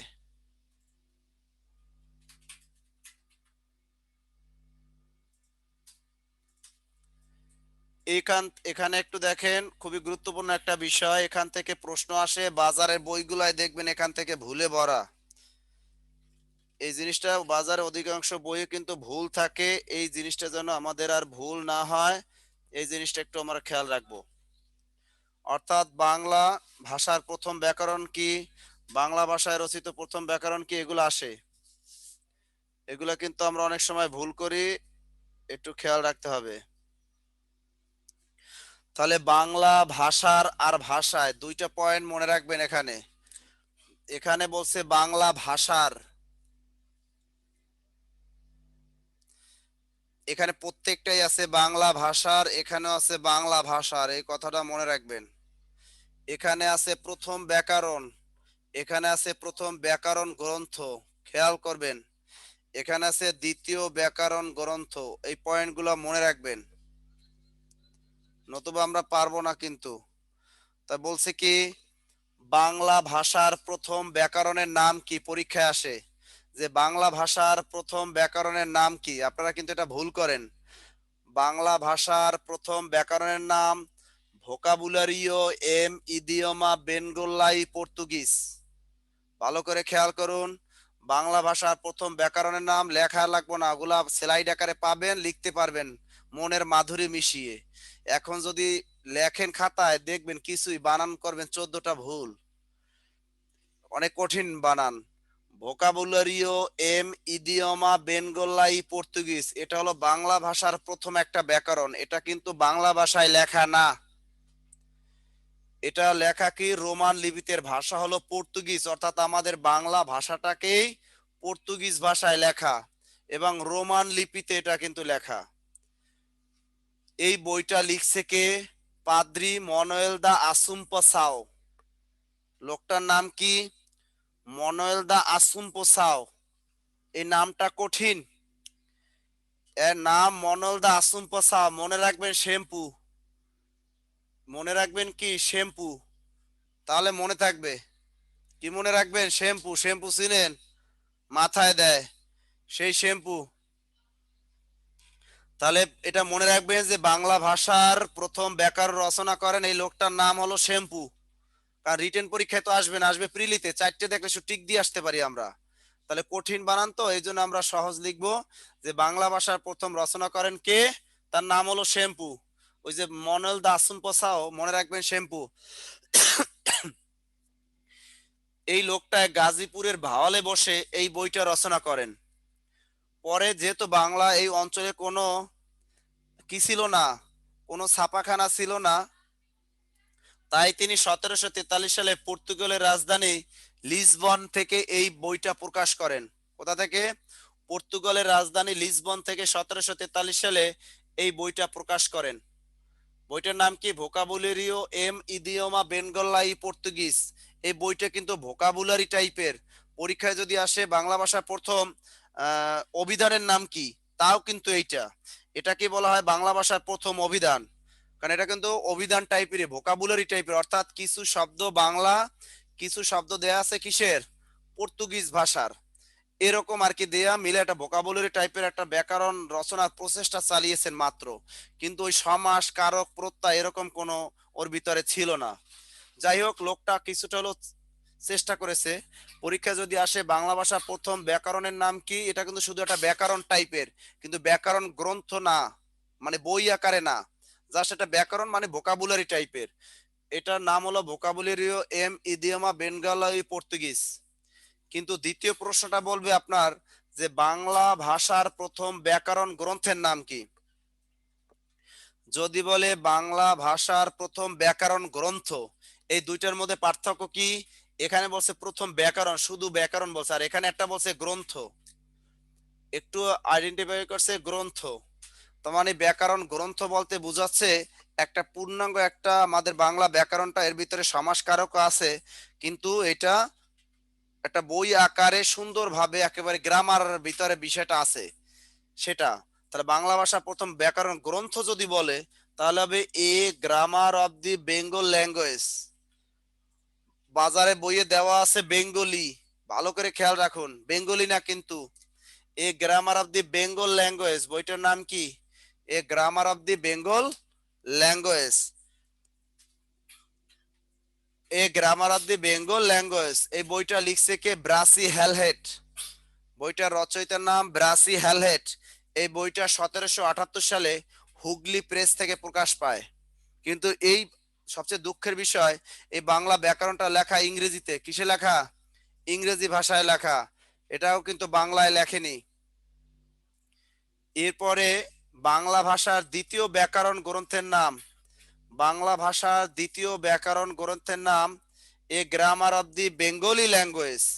এটা কিন্তু Bengali, a grammar of the Bengali language. তাহলে বাংলা ভাষার দ্বিতীয় ব্যাকরণ গ্রন্থের নাম a grammar of the Bengali language, মনে থাকে জানো? বেঙ্গলি। তাহলে বাংলা ভাষার দ্বিতীয় ব্যাকরণ গ্রন্থ, এটাও ইংরেজিতে লেখা, এটাও ইংরেজিতে লেখা, বাট ওটা লিখছে কে? William Carey. এটা লিখছে William Carey. A grammar of the Bengali language লিখছে উইলিয়াম কেরি 1801 সালে। এটা শ্রীরামপুর মিশন থেকে প্রকাশ পায়।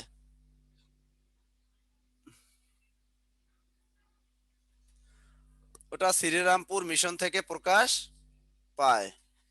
এরপরে আমরা দেখি যে বাংলা ভাষায় রচিত প্রথম ব্যাকরণের নাম।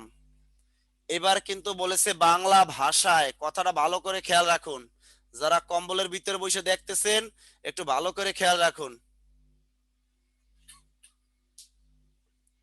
এই ঠান্ডা কি বেশি আপনাদের? আমি বুঝি না কিছু। আবার দেখি অনেকের নাই, অল্প কয়েকজন আছে, সবাই দেখি যে ঘুমাইতেছে দেখি বসে বসে।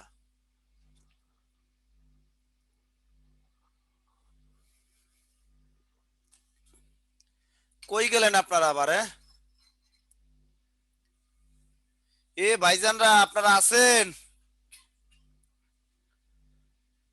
হ্যাঁ, কই দেখি না তো, কোনো আওয়াজ পাচ্ছি না তো। এরকম হলে তো ক্লাস হবে? হ্যাঁ,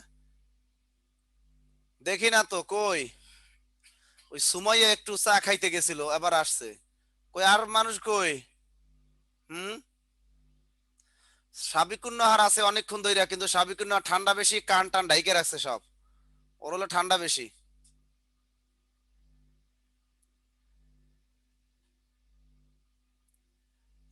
আমাদের ডক্টর এমডি আব্দুল সালাম আছে, আরো একজন ডাক্তার ছিল, কে জানো, তারে তো দেখি না।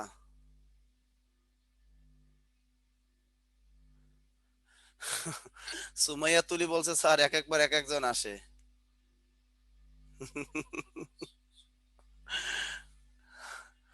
না, শোনেন সবাই ই থাকে, মানে সাহেব একটু আওয়াজ টাওয়াজ দিবেন, নাহলে তো ক্লাস জমবো না, বুঝছেন না, নিরামিষ হয়ে যাবে ক্লাস। আপনার আওয়াজ না দিলে হবে, এগুলো বোঝার বিষয়। যারা মনে করেন এই ক্লাসটা বুঝবে না, যে পিডিএফ তো পাই পেয়েই যাবো, ওরা ভুল করবে সবচেয়ে বেশি। বাংলা ভাষায় রচিত, এখানে এর আগে আমরা শিখলাম বাংলা ভাষার, এবারে বলেছি বাংলা ভাষায়, অর্থাৎ টোটালটাই আমাদের একেবারে ভাষায়, একেবারে একেবারে কি, যে বাংলা ভাষায় লেখা, এখানে কোনো ইংরেজি বা পর্তুগিজ ভাষায় লেখা না। তাহলে বাংলা ভাষায় রচিত প্রথম ব্যাকরণের নাম যদি বলে, সেটা হলো গৌড়ীয় ব্যাকরণ। নাম কি? গৌড়ীয় ব্যাকরণ। এই গৌড়ীয় ব্যাকরণ রাজা রামমোহন রায় লিখছে 1833 সালে। এইটা কিন্তু একেবারে বাংলা ভাষায় লেখা। এই ব্যাকরণ বইটা একেবারে বাংলা ভাষায় লেখা। যদি বলে বাংলা ভাষায় কথাটা থাকে, প্রথম ব্যাকরণের নাম কি, ব্যাকরণ গ্রন্থের নাম কি, উত্তর হবে গৌড়ীয় ব্যাকরণ। পরীক্ষা আসে গৌড়ীয় ব্যাকরণ কত সালে প্রকাশ পায়? 1833 সালে। আবার আসতে পারে প্রথম বাঙালি কর্তৃক রচিত বাংলা ব্যাকরণের নাম কি, তাও কিন্তু গৌড়ীয় ব্যাকরণ। কারণ আগে যেসব ব্যাকরণগুলো লিখছে সব কিন্তু হুগলি প্রেস, হুগলি, হুগলি প্রেস। এরপরে এই প্রথম রাজা রামমোহন রায় কিন্তু বাঙালি। এরপর এর আগে ব্রাসি হ্যালহেট, উইলিয়াম কেরি ছিল ইংল্যান্ডের। এরপরে পর্তুগিজ ছিল, আরেকজন ছিল পর্তুগিজ, মনোল দা আসুম পাসাও, সে ছিল পর্তুগিজ বা ফিরিঙ্গি। এই একমাত্র একজন বাঙালি খুঁজে পেলাম, সে হলো রাজা রামমোহন রায়। তার পরীক্ষা যদি আসে বাংলা ভাষা প্রথম ব্যাকরণবিদকে, ওই মনোল দা আসুম পাসাও 29তম বিসিএস আসছিল। ঠিক আছে, বাংলা ব্যাকরণ প্রথম লেখা হয় কোন ভাষায়? ওই যে পর্তুগিজ ভাষায়। এগুলো কিন্তু পরীক্ষা আসে। এবার ব্যাকরণ বিষয়ে কিছু বইয়ের নাম আছে। ভারতবর্ষে সর্বপ্রথম ব্যাকরণ রচনা করেন কে? পাণিনি। ভারতবর্ষে সর্বপ্রথম ব্যাকরণ রচনা করেন কে? পাণিনি।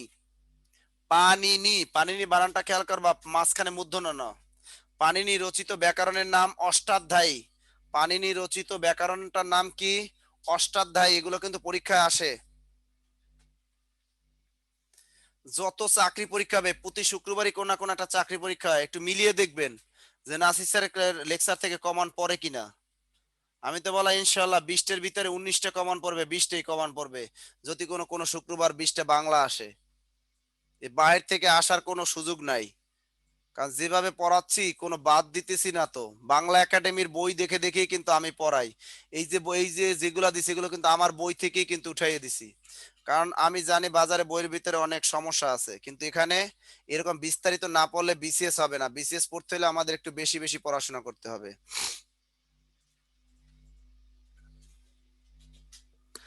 তাহলে এখানে কি আছে এগুলো?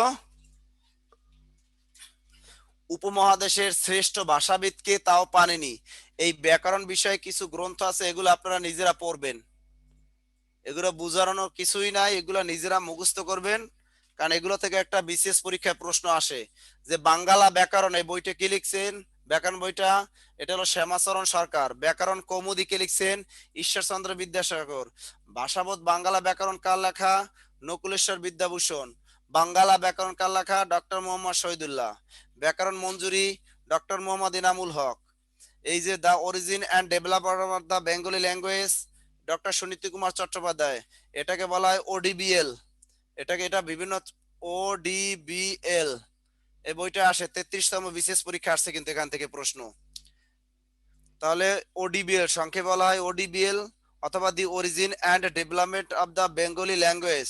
এই বিখ্যাত একটা বই, বাংলা ভাষার উৎপত্তি বিষয়ক একটা বই। এই বইটা লিখছে ডক্টর সুনীতি কুমার চট্টোপাধ্যায়। বইটা প্রকাশ পায় 1926 সালে। এটা খুবই গুরুত্বপূর্ণ। এরকম অভিনব ব্যাকরণ কার লেখা?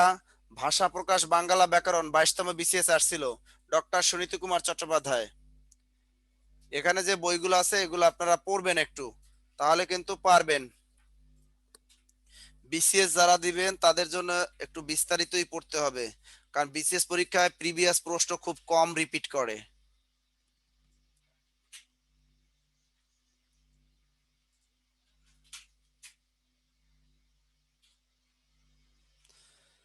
স্যার বাংলা ব্যাকরণ নুসরাত তন্নি কি বলছো, বাংলা ব্যাকরণ দুইবার কেন স্যার? কই বাংলা ব্যাকরণ দুইবার পাইলা তুমি? কোন জায়গায় তুমি দুইবার পাইলা বুঝলাম না। বাংলা সাহিত্যের ইতিহাস বিষয়ক গ্রন্থ, বাংলা সাহিত্যের ইতিহাস বিষয়ক গ্রন্থ খুবই গুরুত্বপূর্ণ, লিখে দিছি কি খুবই গুরুত্বপূর্ণ, কারণ এগুলা ভেরি ভেরি ইম্পর্টেন্ট। কি আরজিনা আক্তার, তোমার কি মন খারাপ? হুম, তা একেবারে বসে আছো, মনে হচ্ছে মন খারাপ। হুম, এমডি শাহাদাত ভাইও মন খারাপ করে বসে আছেন কেন ভাই? গার্লফ্রেন্ডের সাথে রাগ করছেন? হ্যাঁ, মন খারাপ কেন ভাই? মন খারাপ থাকলে হবে? মনটা সবসময় ফ্রেশ থাকতে হবে। আচ্ছা, বাংলা সাহিত্যের ইতিহাস বিষয়ক গ্রন্থ এগুলা খুবই গুরুত্বপূর্ণ, খুবই গুরুত্বপূর্ণ। এগুলো একটু মনে রাখতে হবে আমাদের, কঠিন কিন্তু। বাংলা ভাষা ও বাংলা সাহিত্য বিষয়ক প্রস্তাব, এটা হলো রামগতি ন্যায়রত্ন। বঙ্গ ভাষা ও সাহিত্য, ডক্টর দীনেশচন্দ্র সেন। এটি কিন্তু বাংলা সাহিত্যের প্রথম ইতিহাস গ্রন্থ। এগুলো যা আছে এগুলো নিজেরা পড়ে নেবেন, এগুলো খুবই গুরুত্বপূর্ণ, এগুলো নিজেরা পড়বেন। কঠিন বিষয়গুলো আমি একটু বুঝিয়ে দিচ্ছি।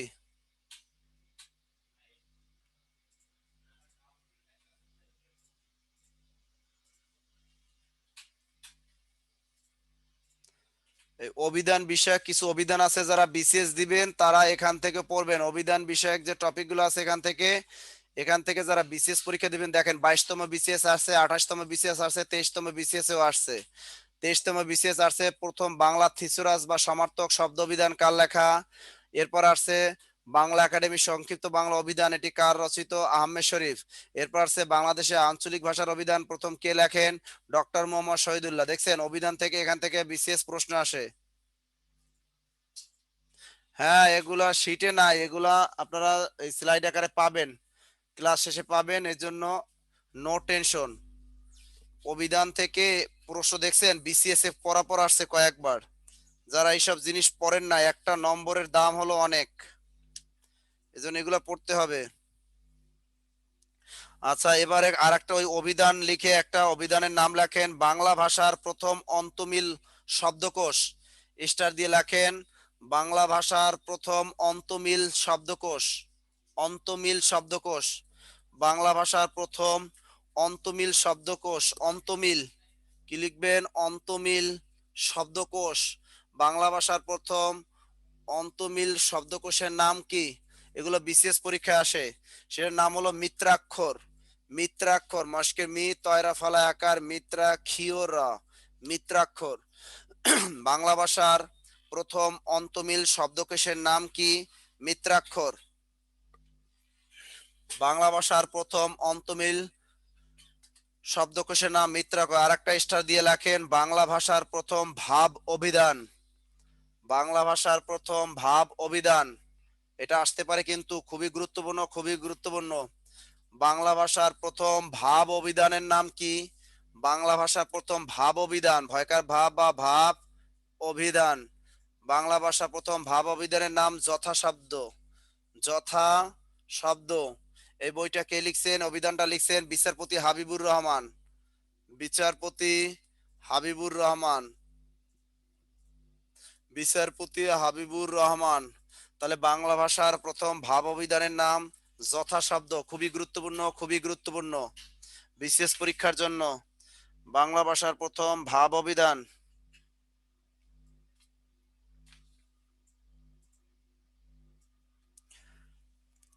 বাংলা ভাষার প্রথম ভাব অভিধান যথা শব্দ, কে লিখছে? বিচারপতি হাবিবুর রহমান। লিখছেন? এরপরে টপিকটি লিখবেন বাংলা ব্যাকরণের আলোচ্য বিষয়। বাংলা ব্যাকরণের আলোচ্য বিষয়। আজকে লেকচারে কিন্তু অনেক পড়াশোনা। বাংলা ব্যাকরণের আলোচ্য বিষয় খুবই গুরুত্বপূর্ণ। এটা এখান থেকে প্রাইমারি বলেন, ব্যাংক বলেন, যে কোনো চাকরি পরীক্ষা এখান থেকে প্রশ্ন এসেই থাকে। আমরা জানি যে বাংলা ব্যাকরণের আলোচ্য বিষয়। মনোযোগ দিয়ে ক্লাসটা করবেন। এখানে এখন কিন্তু মনোযোগ দিয়ে পড়বেন। যে মনোযোগ দিয়ে পড়বেন তারই কাজে দিবে। একটু খেয়াল করেন, আমরা জানি পৃথিবীর যে কোনো ভাষার ব্যাকরণে আলোচ্য বিষয় হলো চারটা, শুধু বাংলা ভাষার না, হিন্দি, উর্দু, ফার্সি, পৃথিবীর যে কোনো ভাষার ব্যাকরণে আলোচ্য বিষয় হলো চারটি। মনে থাকে জানো? এক নম্বরে ধ্বনিতত্ত্ব, দুই নম্বরে ধ্বনিতত্ত্ব, দুই নম্বর হলো শব্দতত্ত্ব, রূপতত্ত্ব বা শব্দতত্ত্ব, তারপর হলো বাক্যতত্ত্ব, আর চার নম্বরে হলো অর্থতত্ত্ব। এটা আমরা সবাই জানি। পরীক্ষায় কিভাবে টেকনিক দিয়ে মনে রাখবো একটু খেয়াল রাখেন। ধ্বনিতত্ত্ব ইংরেজিতে বলে ফনোলজি, আর যদি বলে ফনেটিক্স, ফনেটিক্স, ফনেটিক্স এর ইংরেজি হলো ধ্বনি বিজ্ঞান। লিখে রাখুন, ফনেটিক্স এর বাংলা হলো ধ্বনি বিজ্ঞান, আর ফনোলজি এর বাংলা হলো ধ্বনিতত্ত্ব। ফনোলজি এর বাংলা হলো ধ্বনিতত্ত্ব, আর ফনেটিক্স এর বাংলা হলো ধ্বনি বিজ্ঞান। ধ্বনি বিজ্ঞান। ফনেটিক্স এর বাংলা হলো ধ্বনি বিজ্ঞান। মনে থাকে জানো? এখন ধ্বনিতত্ত্বের আলোচ্য বিষয় কি পরীক্ষা আসে? সমাস ব্যাকরণের কোন অংশে আলোচিত হয়, কারক ব্যাকরণের কোন অংশে আলোচিত হয়, এগুলো কিন্তু পরীক্ষায় আসে। কেমনে মনে রাখবো একটু খেয়াল করো। ধ্বনি একটা টেকনিক দিয়ে মনে রাখবেন। ধ্বনি ন স এবং বর্ণের সাথে সন্ধি করলো। ধ্বনি কি করছে? ন স এবং বর্ণের সাথে সন্ধি করলো। এই টেকনিকটা মনে রাখবা, মুখস্থ একেবারে। ন দিয়া মনে রাখবা নত্ববিধান, স দিয়া মনে রাখবেন সত্যবিধান, বর্ণ দিয়ে মনে রাখবেন বর্ণ অথবা বর্ণমালা, সন্ধি দিয়ে মনে রাখবেন সন্ধি। পরীক্ষায় তাহলে মনে রাখবেন ধ্বনি ন স এবং বর্ণের সাথে সন্ধি করলো। পরীক্ষা যদি আসে সন্ধি ব্যাকরণের কোন অংশে আলোচিত হয়, হবে ধ্বনিতত্ত্ব। নত্যবিধান সত্যবিধান ব্যাকরণের কোন অংশে আলোচিত হয়? ধ্বনিতত্ত্বে। বর্ণ এবং বর্ণমালা ব্যাকরণে কোন অংশে আলোচিত হয়? ধ্বনিতত্ত্বে। টেকনিকটা কি? ধ্বনি ন স এবং বর্ণের সাথে সন্ধি করলো। এরপরে হলো রূপতত্ত্ব বা শব্দতত্ত্ব। অবশ্যই প্রথমে রূপতত্ত্ব সাজাবেন, অবলিক দিয়ে শব্দতত্ত্ব দিবেন না।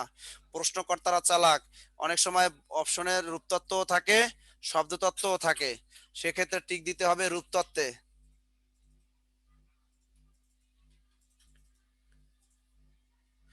ডক্টর উম্মে ফাতেমা বলছে এরপর কি প্রকৃতি পড়াবেন নাকি না? আজকে এই ক্লাসটাই পড়াবো।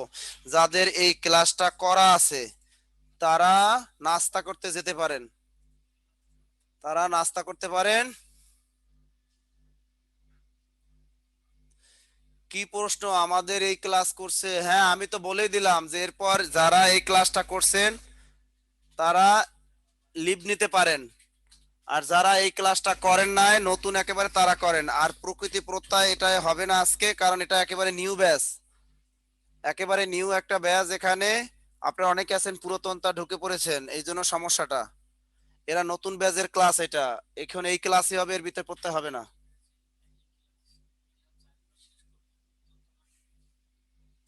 শোনেন, একই ক্লাস এক একটা ব্যাচে এক একবার হয়, বুঝছেন? এটা নিয়ে সমস্যা না, যখন যার দরকার ক্লাস করে নিবেন সুযোগ বুঝে। ওকে, কালকে বলে 10টার ব্যাচে করার। শোনো, বুঝেছিলাম 10টা ব্যাচে এইটা, কিন্তু কোনো তাল ঠিক নাই, বুঝছেন? এক এক স্টুডেন্টরা এক এক এসে ঢুকে পড়ে, সমস্যা বুঝছেন? সমস্যা হয়, বুঝছেন ডক্টর উম্মে ফাতিমা? এক এক স্টুডেন্ট বুঝে, এই জন্য সমস্যা হয়ে দাঁড়ায় আমাদের। যাই হোক, এটাই আমাদের শেষ করতে হবে। এরপরে দেখেন রূপতত্ত্ব বা শব্দতত্ত্ব, এর ইংরেজিতে বলা হয় মরফোলজি। এগুলো মুখস্থ করার কোনো দরকার নাই। এগুলো মুখস্থ করার কোনো দরকার নাই, এগুলো আমরা এমনিই পারবো। এরপর 3 নম্বর হলো বাক্যতত্ত্ব বা পদক্রম। এভাবেই পড়বেন, বাক্যতত্ত্ব বা পদক্রম ভুলেও পড়বেন না, পদক্রম বা বাক্যতত্ত্ব। আবার এখানেও পড়বেন না শব্দতত্ত্ব বা রূপতত্ত্ব, এভাবে পড়া যাবেন না। পড়বেন বাক্যতত্ত্ব বা পদক্রম, রূপতত্ত্ব বা শব্দতত্ত্ব। তাহলে বাক্যতত্ত্বের ইংরেজিতে বলা হয় সিনট্যাক্স। এই সিনট্যাক্স কিন্তু পারিভাষিক শব্দ হিসেবে আমাদের বিসিএস পরীক্ষায় আসতে পারে, যে সিনট্যাক্স এর বাংলা পরিভাষা কি। এর বাংলা পরিভাষা হলো বাক্যতত্ত্ব। অপশনে বাক্যতত্ত্ব না থাকলে পদক্রমে টিক দিয়ে আসবেন। তাহলে এই সিনট্যাক্সের আলোচ্য বিষয় কি কি? এখানে পদবিন্যাস, পদ পরিবর্তন, এক কথা বলে অনেকগুলো আছে। এর টেকনিকটা মনে রাখবেন, একটা টেকনিক দিয়ে মনে রাখবেন, জবার বাবার একটাই প্রবাদ বা উক্তি। কি মনে রাখবেন? বাক্যতত্ত্বের একটা টেকনিক, জবার বাবার একটাই প্রবাদ বা উক্তি। দেখেন এই টেকনিকটা লিখে দিছি আমি, স্লাইডে তাকান। জবার বাবার একটাই প্রবাদ বা উক্তি।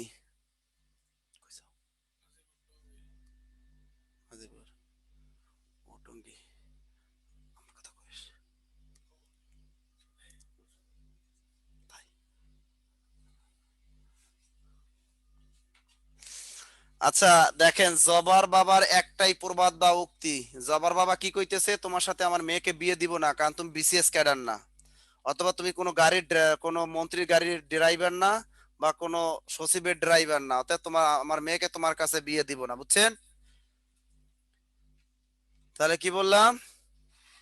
জবার বাবার একটাই যদি শোনে কোনো মেয়ের বাবা আপনি পুলিশ, দেখবেন মেয়েকে তুলে দিবে অনায়াসে, ছেলেদের কাছে তুলে দিবে অনায়াসে। যদি শোনে ছেলে একটা এসআই, ছেলে একটা কনস্টেবল, কোনো কথা নাই, মেয়ে বিয়ে হবে এখানে, কারণ জানে পুলিশ মানি টেকা আর টেকা।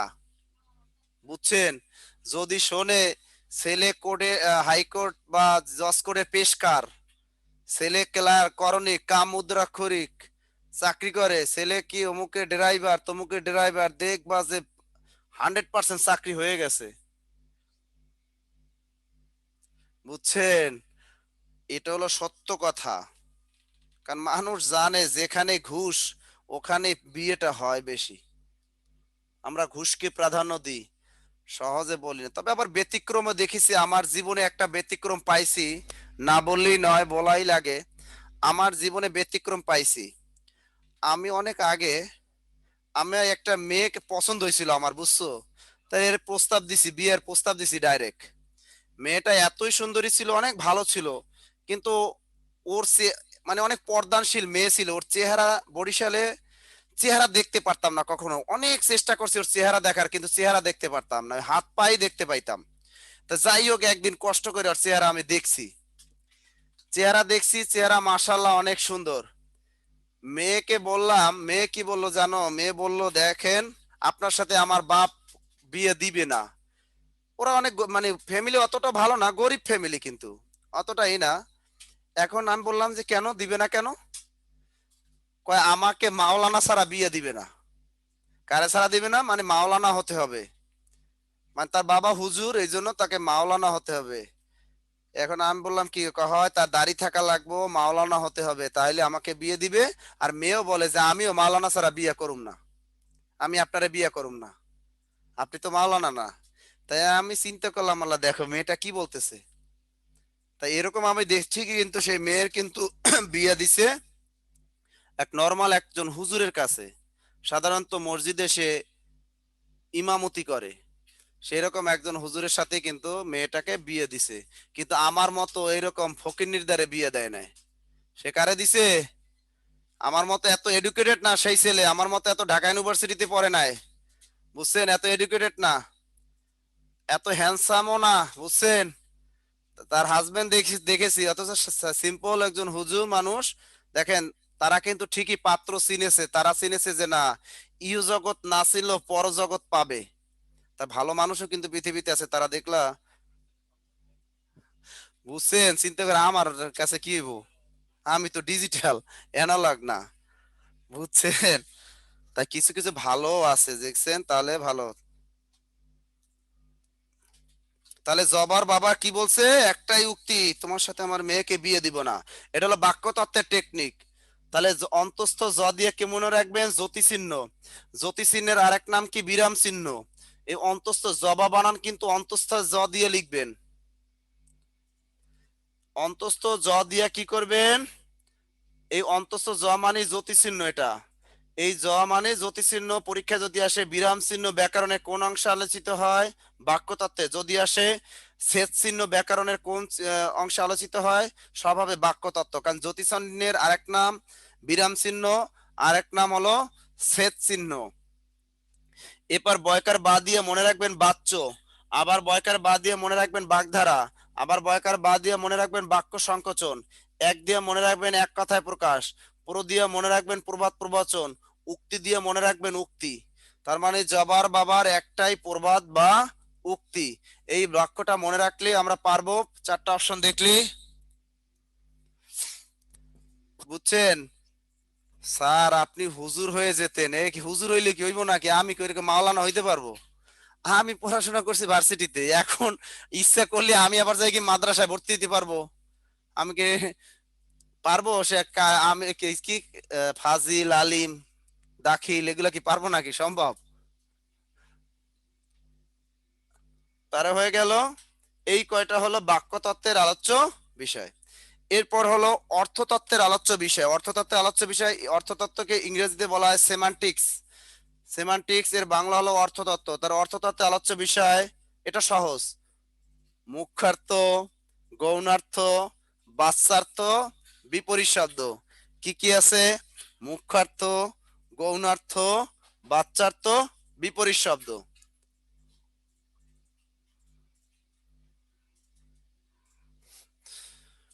দেখছেন ওরা কি বলতেছে? স্যার নৈশ মাদ্রাসা আছে না, আমারে নিয়ে নৈশ মাদ্রাসায় পড়াইবে ওরা।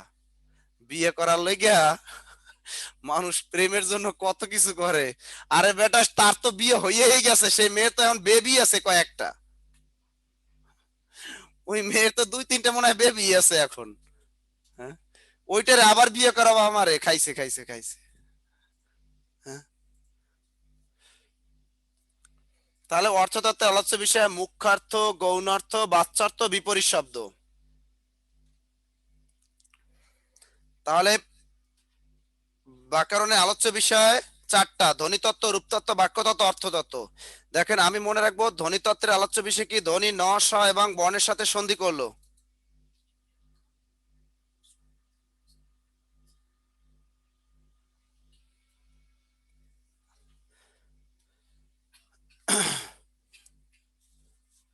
তাহলে ধ্বনিতত্ত্বের আলোচ্য বিষয় ধ্বনি ন, স এবং বর্ণের সাথে সন্ধি করলো। অর্থাৎ ধ্বনিতত্ত্বের আলোচ্য বিষয় হলো নত্যবিধান, সত্যবিধান, বর্ণ এবং সন্ধি। এরপর রূপতত্ত্ব বা শব্দতত্ত্বের আলোচ্য বিষয় আমরা মুখস্থ করব না, এমনিই পারবো। বাক্যতত্ত্বের আলোচ্য বিষয় জবার বাবার একটাই প্রবাদ বা উক্তি। আর অর্থতত্ত্বের আলোচ্য বিষয় মুখ্যার্থ, গৌণার্থ, বিপরীত শব্দ। মুখ্যার্থ, গৌণার্থ, বিপরীত শব্দ। 760। মুখ্যার্থ, গৌণার্থ, বিপরীত শব্দ হয়ে গেল। এখন দেখেন যদি পরীক্ষায় আসে এখন সমাস। রাধা, এই দেখো এখন আবার গেল রাধা কৃষ্ণর কাছে। রে, রাধা কৃষ্ণ ভুলো না এখনো? এখনো মনে আছে রাধা কৃষ্ণ? আমি তো রাতে রাধা কৃষ্ণ স্বপ্ন দেখতে দেখতে ঘুম থেকে উঠছি 8টায়। সকালে ক্লাস নেওয়ার কথা 8টা 10-2-এ, আমি উঠছি 8টায়, ক্লাস না উঠছি 8টা 2-এ, তাড়াতাড়ি ক্লাস ঢুকে গেছি। ওই রকম স্বপ্ন দেখলে হবে না, পড়াশোনা করতে হইব। তাহলে যদি আসে কারক, এবার আপনারা বলেন কারক ব্যাকরণের কোন অংশে আলোচিত হয়? একটু বলেন তো, কারক, সমাস, প্রত্যয় ব্যাকরণে কোন অংশে আলোচিত হয় বলেন তো?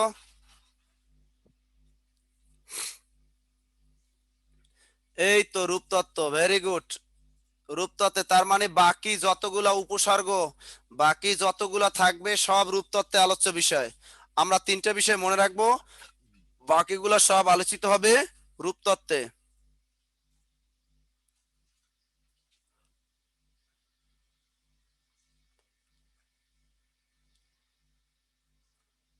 একটা বিষয় ওখানে লিখতে হবে আমাদের, সেটা হলো যে ছন্দ। ওইখানে ধ্বনিতত্ত্বে একটা বিষয় মনে রাখবে, একটু লিখি, যে ছন্দ অলংকার, এই একটা জিনিস এখানে লেখা আছে, গুরুত্বপূর্ণ প্রশ্ন বলে এখানে একটা জিনিস লেখা আছে যে ছন্দ অলংকার অভিধান তত্ত্ব ব্যাকরণের উচ্চতর পর্যায়ে আলোচিত হয়। এটা কি?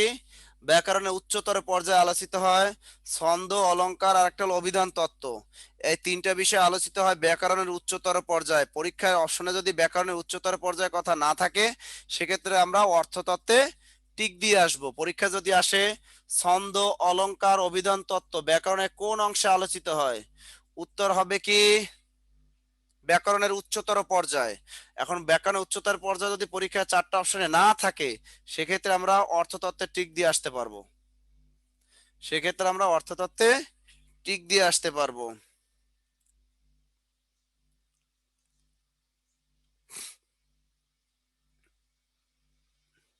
এখন আমরা লিখবো ধ্বনি। লেখেন ধ্বনি, খাতা লন ধ্বনি। ধ্বনিটা একটু শিখবো, খাতা নেন ধ্বনি। বাংলা ভাষায় মোট ধ্বনির সংখ্যা কয়টি? বাংলা ভাষায় মোট ধ্বনির সংখ্যা কয়টি?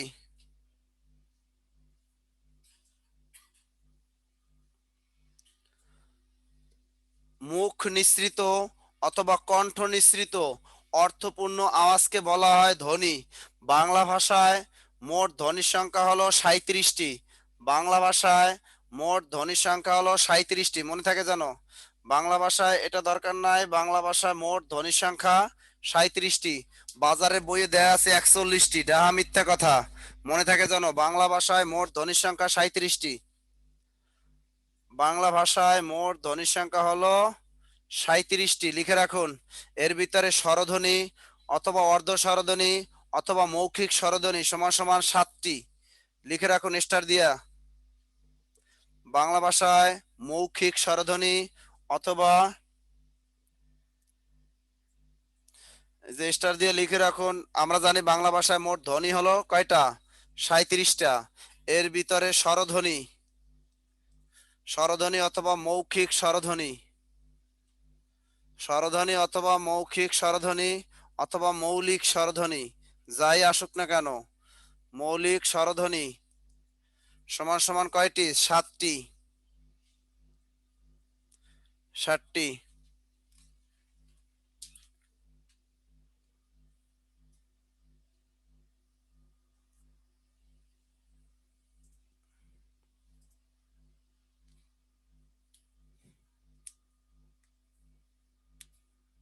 এরপর এখন অনুনাসিক তাহলে ব্যঞ্জন ধ্বনি কয়টা?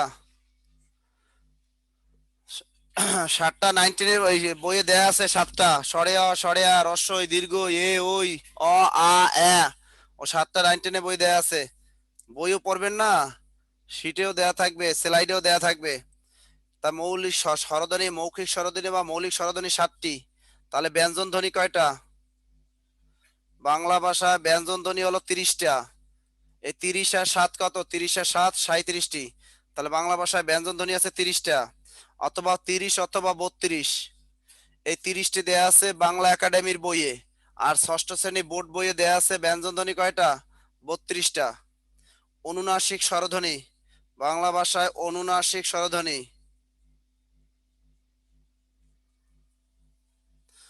অনুনাসিক স্বরধ্বনি আছে 7টা। অনুনাসিক স্বরধ্বনি মানে ওই যে 7টি স্বরধ্বনি আছে তার উপর যদি আমরা চন্দ্রবিন্দু দিয়ে দিই তাহলে হয়ে যাবে অনুনাসিক স্বরধ্বনি। বাংলা ভাষায় অনুনাসিক স্বরধ্বনি আছে 7টা।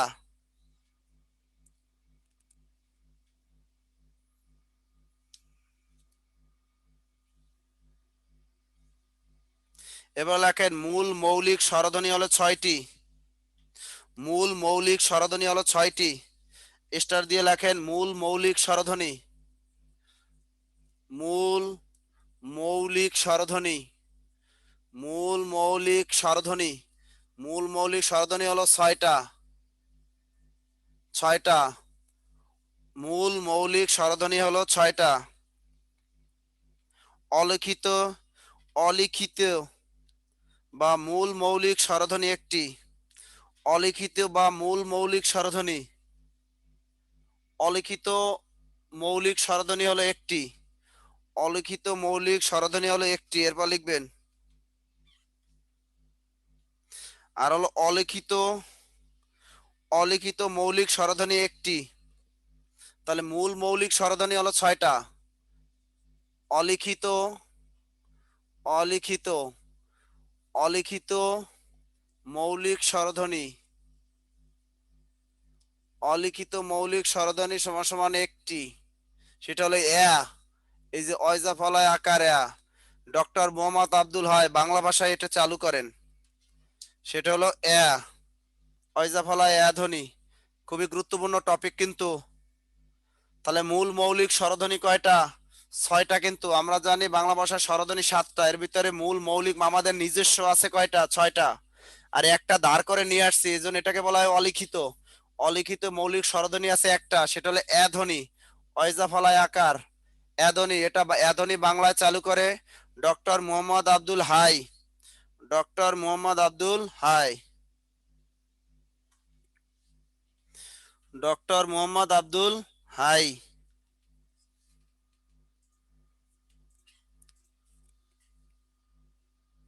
এবার লেখেন বাংলা ভাষায় সম্মুখ স্বরধ্বনি হলো 3টি। বাংলা ভাষায় সম্মুখ স্বরধ্বনি হলো 3টি। বাংলা ভাষায় সম্মুখ স্বরধ্বনি হলো 3টি। বাংলা ভাষায় সম্মুখ স্বরধ্বনি বা সামনের স্বরধ্বনি, বাংলা ভাষায় সম্মুখ স্বরধ্বনি 3টি। স্টার দিয়ে লেখেন বাংলা ভাষায় পশ্চাৎ স্বরধ্বনি হলো 4টি, সরি 3টি, পশ্চাৎ স্বরধ্বনিও 3টি। বাংলা ভাষায় সম্মুখ স্বরধ্বনি 3টি। সম্মুখ স্বরধ্বনি কোনটা? এই যে রস্বই এ ধ্বনি আর একটা হলো এ, এই 3টা হলো সম্মুখ স্বরধ্বনি। তাহলে পশ্চাৎ স্বরধ্বনিও 3টি। বাংলা ভাষায় পশ্চাৎ স্বরধ্বনি রস্যু ও আর একটা হলো অ। বাংলা ভাষায় সম্মুখ স্বরধ্বনি 3টি, সেটা হলো রস্বই এ আ। বাংলা ভাষায় পশ্চাৎ স্বরধ্বনি 3টি, রস্যু ও অ।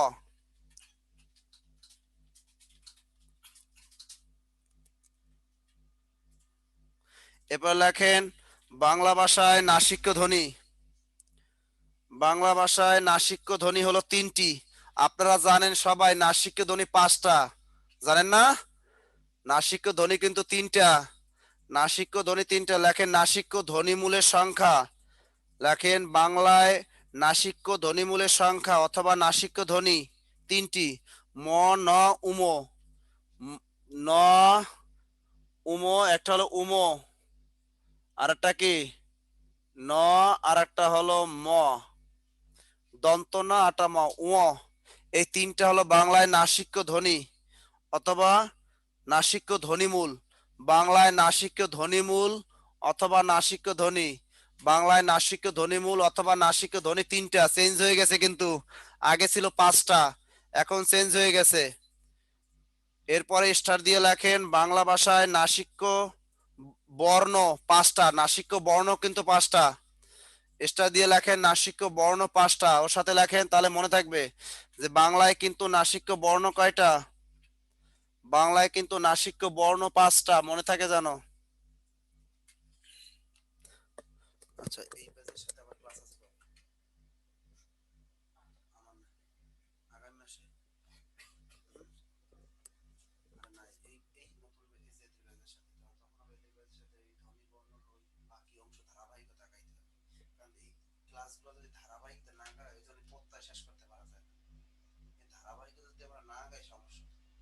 এই পেজে এখানে লিখে রাখো, তাহলে ওই সামনের মাসে ওইগুলো লিখতে, হ্যাঁ এটা ওইটা এই পেজে ওখানে লিখে রাখো, তার সামনের মাসে সুবিধা হবে। ঠিক আছে, ওখানে লিখবেন কি কি, দাঁড়ান ওখানে পয়েন্টটা লিখবেন কি, আমি এটা লিখে দিচ্ছি। এটা লিখবেন বর্ণ, লিখবেন বর্ণ, বর্ণমালা, অক্ষর, বর্ণ, বর্ণমালা, অক্ষর। ঠিক আছে, ওর সাথে লিখে রাখুন ধ্বনি পরিবর্তন। হ্যাঁ, তাহলে এটা হয়ে যাবে ধ্বনি পরিবর্তন। ঠিক আছে, এটা সামনে মাসটা একটু লিখে দিন। ভাইয়ারা আপুরা লিখেছেন? হুম, লিখেছেন তো সবাই? কঠিন মনে হচ্ছে তাই না? এগুলোই আসবে, এগুলোই আসবে। এবার লেখুন আর একটা তথ্য লেখুন, বাংলা ঘর্ষণজাত ব্যঞ্জন হলো 3টি। বাংলা না না, ঘর্ষণজাত ব্যঞ্জন না, লেখেন বাংলা ঘৃষ্ট ধ্বনি 4টি। বাংলা ঘৃষ্ট ধ্বনি, বাংলা ঘৃষ্ট,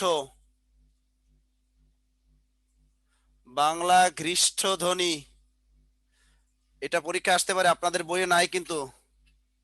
স্যার নাসিক ডাক্তার সানজিদা, তুমি কালকে আমাকে খুঁজে পাও নাই না? কেন কালকে আইডি দিলাম, তোমরা খুঁজে পাইলেন না কেন? সবারই তো দিছিলাম, দিছি না? খুঁজে পান না কেন আইডি? আবার দিয়ে দিছি, আপনারা না পাইলে আমি কি করব? খোঁজার মতো খুঁজতে হয়, ডাকার মতো ডাকলে খোদা কেমনে শোনে না? তাই নাসির স্যারে যদি খোঁজার মতো খোঁজেন কেমনে পাবেন না? এই নাসির লিখে উদ্দিন লিখবেন, ব্র্যাকেটে লিখবেন বাংলায় ক্যারিয়ার প্লাস, তাহলেও তো পাবেন।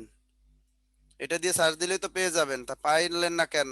ব্র্যাকেটে যে ক্যারিয়ার প্লাস বাংলায় লেখেন না, এই জন্য পান নাই। নাসিক্য বর্ণ হলো 5টা। এই যে ইও আছে, মূর্ধন্য ন আছে, এই তো 5টা হয়ে গেল। 1 2 3 4 5, নাসিক্য বর্ণ 5টা হয়ে গেল। এরপরে কি ক্লাস? রিটেন ব্যাস, মা গো। আচ্ছা, আজকে এই যে ক্লাস এ পর্যন্তই শেষ করব। এরপরে বাকি যে তথ্যগুলো থাকবে, আবার আগামী মাসে যখন ক্লাস দিব, এই বর্ণ, তারপর কার, ফলা, অক্ষর, ধ্বনি পরিবর্তন, বাকি অংশ আমি খাতায় এবার লিখে রাখছি আপনাদের, যে কতটুকু আমি শেষ করতে পারলাম, আর বাকি এই ধারাবাহিকতাই পড়াবো, ঠিক আছে? আবার আগামী মাসে যখন আমরা ব্যাকরণের ক্লাস পাবো, এগুলো আবার আমরা কিন্তু শিখবো। গ্রীষ্মধ্বনি 3টা, গ্রীষ্মধ্বনি 3টা, বাংলা গ্রীষ্মধ্বনি 3টা, তালবস্য দন্ত গ্রীষ্ম, সরি, বাংলা গ্রীষ্মধ্বনি 4টি, 3টে না, বাংলা গ্রীষ্মধ্বনি 4টি, বাংলায় গ্রীষ্মধ্বনি হলো 4টি, বাংলা গ্রীষ্মধ্বনি 4টি। আর অন্তঃস্থ ধ্বনি হলো 3টি, অন্তঃস্থ ধ্বনি, অন্তঃস্থ ধ্বনি হলো 3টি। কি কি ওগুলো আসে না পরীক্ষায়? নার্গিস পারভিন, ওগুলো আসে না। ওগুলো লাগবে কোন কাজে? ওগুলো আসবে না, ওগুলো আপনাদের লাগবে না। যে অন্তঃস্থ ধ্বনি আছে 5টা, গ্রীষ্ম ধ্বনি আছে 4টা, স স জ জ, এগুলো আসবে না, এগুলো পরীক্ষায় আপনাদের আসবে না। আজ এ পর্যন্তই। এরপর আবার একটা রিটেনের ক্লাস দিতে হবে, রিটেন ব্যাচের তো। তা ভালো থাকবেন সবাই, একটু পড়াশোনা করেন। অনেক একটু বকাঝকা করেছি, মাইন্ড করেন না, কারণ পড়াশোনা করতে গেলে এরকম করা লাগে, একটু করতে হবে, ঠিক আছে? একটু কইরেন, আপনারা একটু কইরেন, ঠিক আছে? আপনাদের জব হলে আমার লাভ, আপনাদের জব হলে তো আপনাদেরই লাভ। হ্যাঁ, বিয়ে করলে আপনারা করবেন, আমার লাভ হইব? লাভ হইব না। ঘর উঠাইলে আপনারা উঠাইবেন, ঘর বাঁধলে আপনারা বাঁধবেন, সুখী থাকবেন আপনারা। এই জন্যই তো বলি যে একটু পড়াশোনা করেন। হ্যাঁ, সবাইকে অসংখ্য ধন্যবাদ। আল্লাহ হাফেজ।